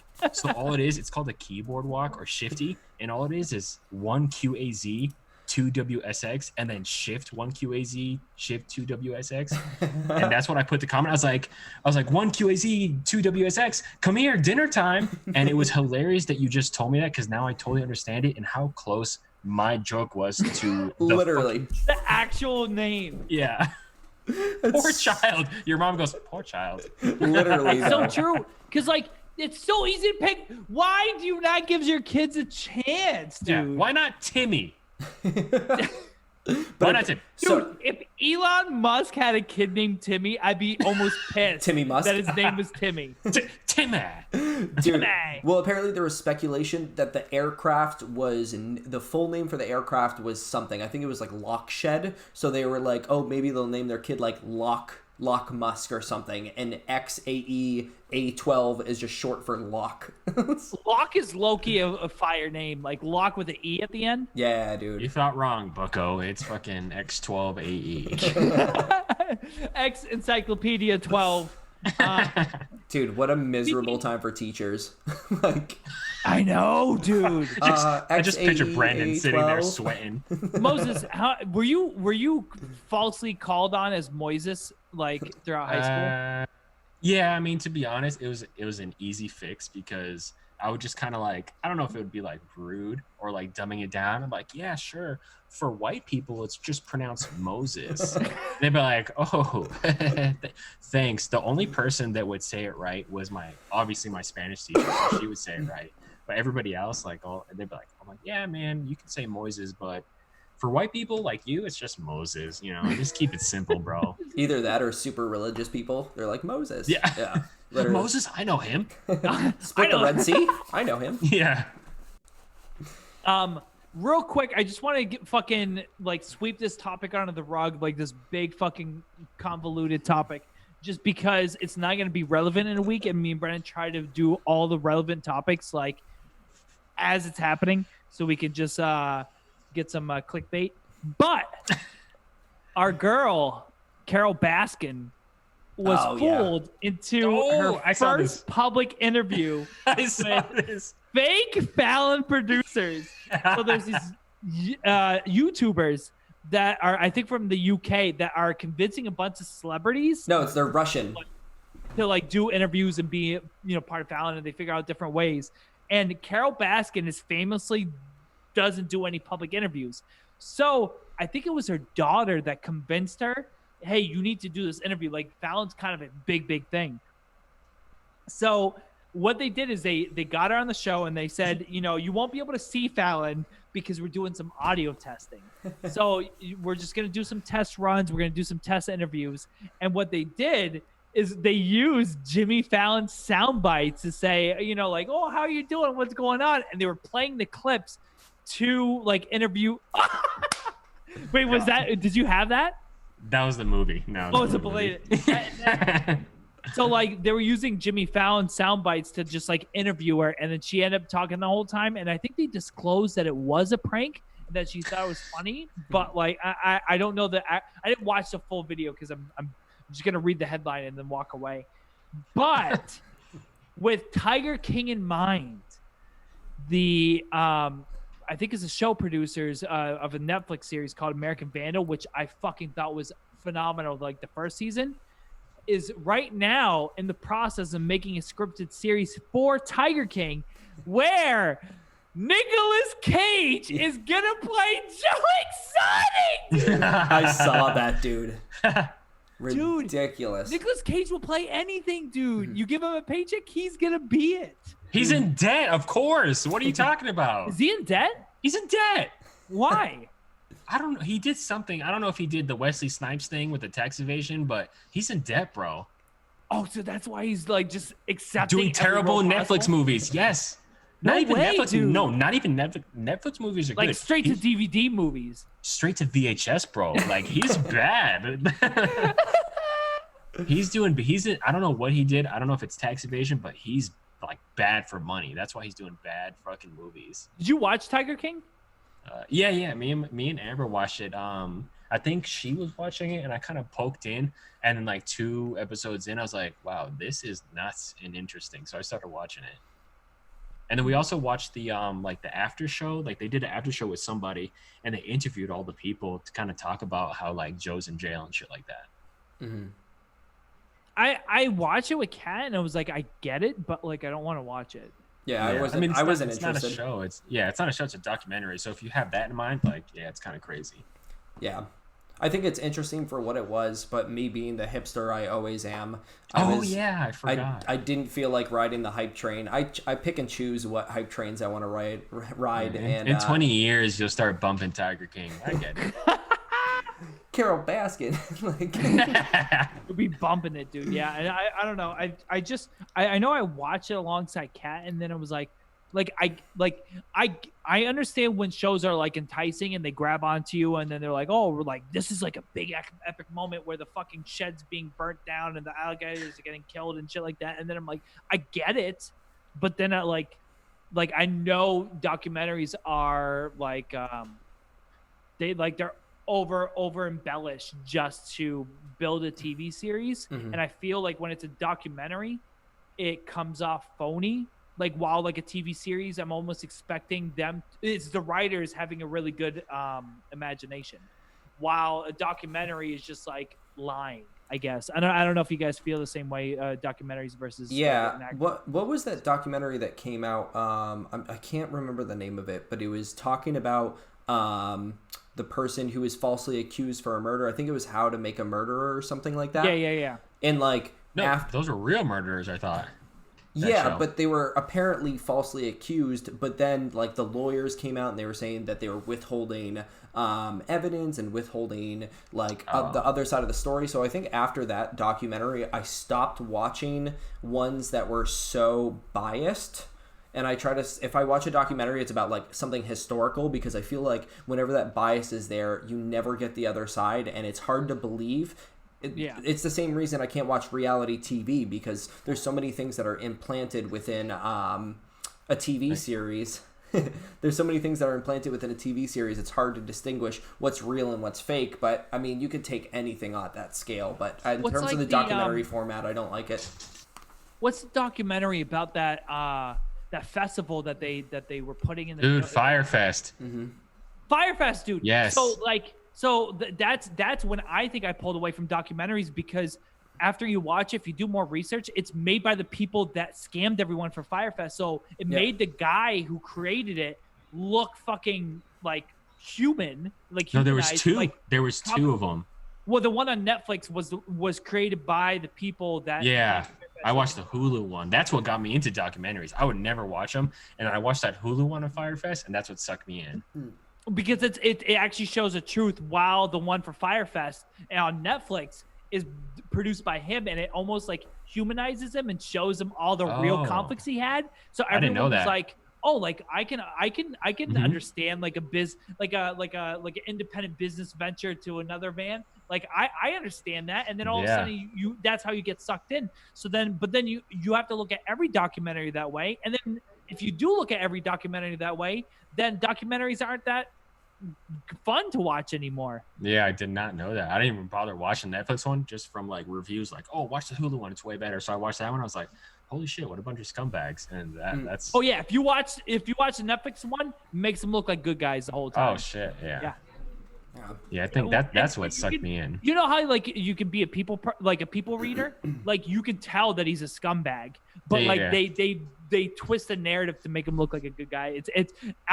You should definitely watch the Firefest one and let me know what you think, because you watched the Hulu one. Yeah, I think I have like a whole list of not necessarily just documentaries, but so me and Amber right now are watching Waco, which it's not a documentary, but it's I don't know, it's a show about what happened during the Waco like situation, whatever. And it was like, you know, this guy that was being fucked with by the FBI and ATF in Texas, and they just killed the ATF and FBI killed all these like innocent people in this like church, and they're just like, yeah, they're terrorists, they're freaking, you know, they're hoarding all these guns. But this show is showing you like the other side, so that's pretty good. And then there's another documentary about the girl that kind of scammed all these rich people. I don't know, she's like, she was not rich, and she made her way into like a rich crowd to make pretend she was rich, and they were just giving her money because they thought they would, like, obviously she's rich, so they would pay her back, and now she's in jail for that. And then so I think that'll be a good one, because obviously people would side with the poor people, not to be like, oh, rich person got scammed out of like a tenth of his money, like suck. And then there's another show on Netflix that's the girl that murdered the guy that was trying to, like, she was forced into like sex labor, and she murdered the guy that was trying to have sex with her. And that's another Netflix show about it. So it's pretty interesting to like see all those documentary reenactments. I don't know what you would call it, but it's interesting to see those come up.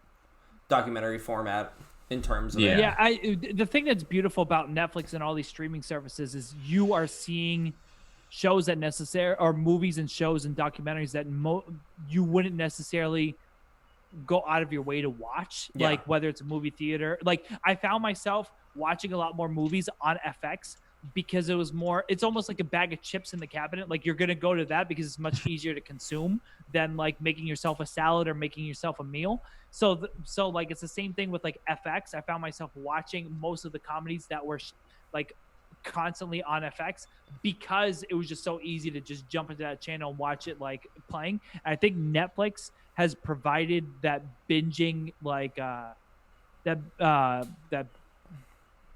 I don't know what the word is, like that, like what a societal norm of binging movies and TV shows that necessarily we wouldn't watch on our own merit. Because I remember there was a time in back 10, 20 years ago where the only things you would necessarily watch were things you went out of your way to, and then that would almost kind of reinforce the quality because you were kind of picking and choosing what movies you're excited for. And if you were burned by a bad movie, you would kind of be a little bit more conscious of which battles you knew if you watch an Avengers movie it's going to be good, but if you watch this kind of movie like a G.I. Joe, like you go there and then there's a little bit of risk assessment, I guess.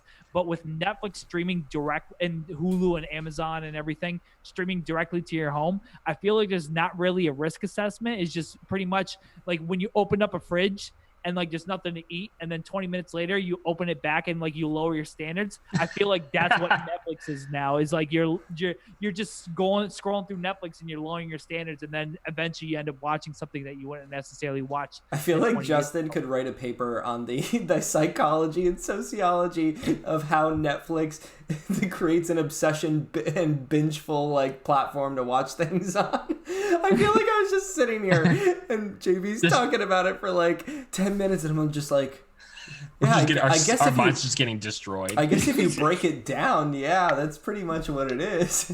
I think, Justin, you should binge more softer foods than hard foods, because me and Brandon, obviously, we all play Xbox together, and Justin loves eating the crispest, crunchiest chips known to man, and he'll only eat them the second we join a party.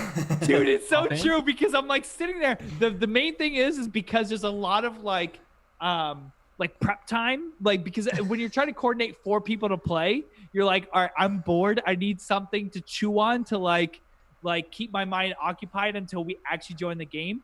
And usually that's food for me. And usually I'm like I love salty foods that I usually jump to either salt and vinegar chips or straight up tortilla chips, and then I just fucking crunch. All right, Moses, I have a question before we do our closing out. Would you rather play with me, who excessively smokes cigarettes while we play, or Justin's crunching of his chips? Does you playing starting at midnight every night come into effect? No, time is irrelevant in this situation. To be honest, it could be any time in the world.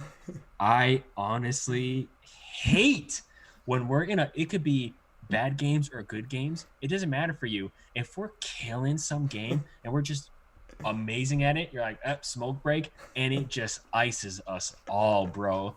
It doesn't matter if we're having good games. That's so true, dude. You're just doing it because you're on a roll and you're like, let's go. Even if you come in second place, you're like, we need to play another round to prove that we're first. Yeah, we're first, like in a battle royale or whatever. Isn't it just nice just to step away? I feel like even if I didn't smoke, I would still like step away for a second, make myself a snack, like not be looking. A second was the key word. A second, not 5 minutes. Not 5 minutes every 10 minutes. I smoke in like 2 minutes, dude. Brandon, okay, the thing is you, before you were a smoker, played 3 hours, 4 hours in a row with no break. So you can't, you almost have to sympathize a little bit with the fact that if me and Moses are dedicating a time slot to play, that's the only time we get to play, so we can't prolong it. Yeah, but I would be back and forth from the kitchen grabbing snacks and shit like that when I was playing video games. Like, it's just like you step away from the screen. But a smoke break is like a 5-minute break, and then we have to wait to get into the game. No. At least if you know you're going to be 40 seconds to go grab a quick snack, you can do it while the next match is loading. A smoke break, you're like, we're not going to start until you come back because it's going to hinder our gameplay. I guess so. I'll pick Captain Crunch over smoking, 100%. All right, JB, you want to give our final words? I know we're going on for those of you 2 that hours. are still listening, which means, or still listening / watching, that means you guys, you like our podcast that much that you won't fucking mind shooting us a like, comment, and subscribe. Actually, one of our viewers who listens regularly to our podcast on Apple Podcasts just sent me a screenshot of him listening to every episode, and we have 5 reviews. And I guess if you review and 5-star this podcast, it helps put it in other people's eyes. The big point of this podcast is just to help bring it in front of more eyes and more people that enjoy this kind of humor. I know we looked at the analytics, and 97% of our viewers are males, and 60% of those, That's a thing? yeah, 67% of those are between 25 and 34. So please feel free to send it to your underage podcast Underage female and your underage females to start listening to this podcast to or your increase our grandmas. demographic. And yeah, like always, just like, comment, subscribe. It helps us a lot with just growing this platform. I know me and my brother have been excited to see our numbers jump. So we would like to thank you guys. And one major person we would like to thank is Moises Berroa for joining us this week and being our 21st episode 21, baby. feature.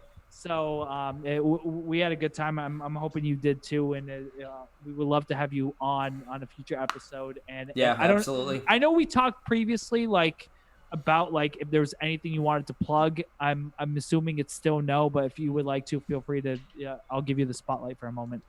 Even if it's just to say thank you for having me on, you don't have to plug anything. Or streaming, whatever it is. Yeah, man, to be honest, it was fun. I actually just started kind of working legit on Monday.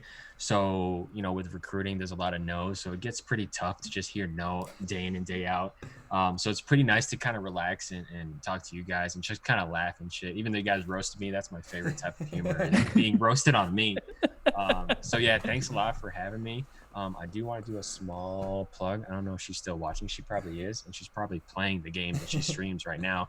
But my wife just started streaming recently. She does a lot of Animal Crossing because she's been destroying that game since it came out. So she's been talking in here, and you can kind of see it in the chats here or in the comments. Amber Muffin. So she's been doing a lot of streaming.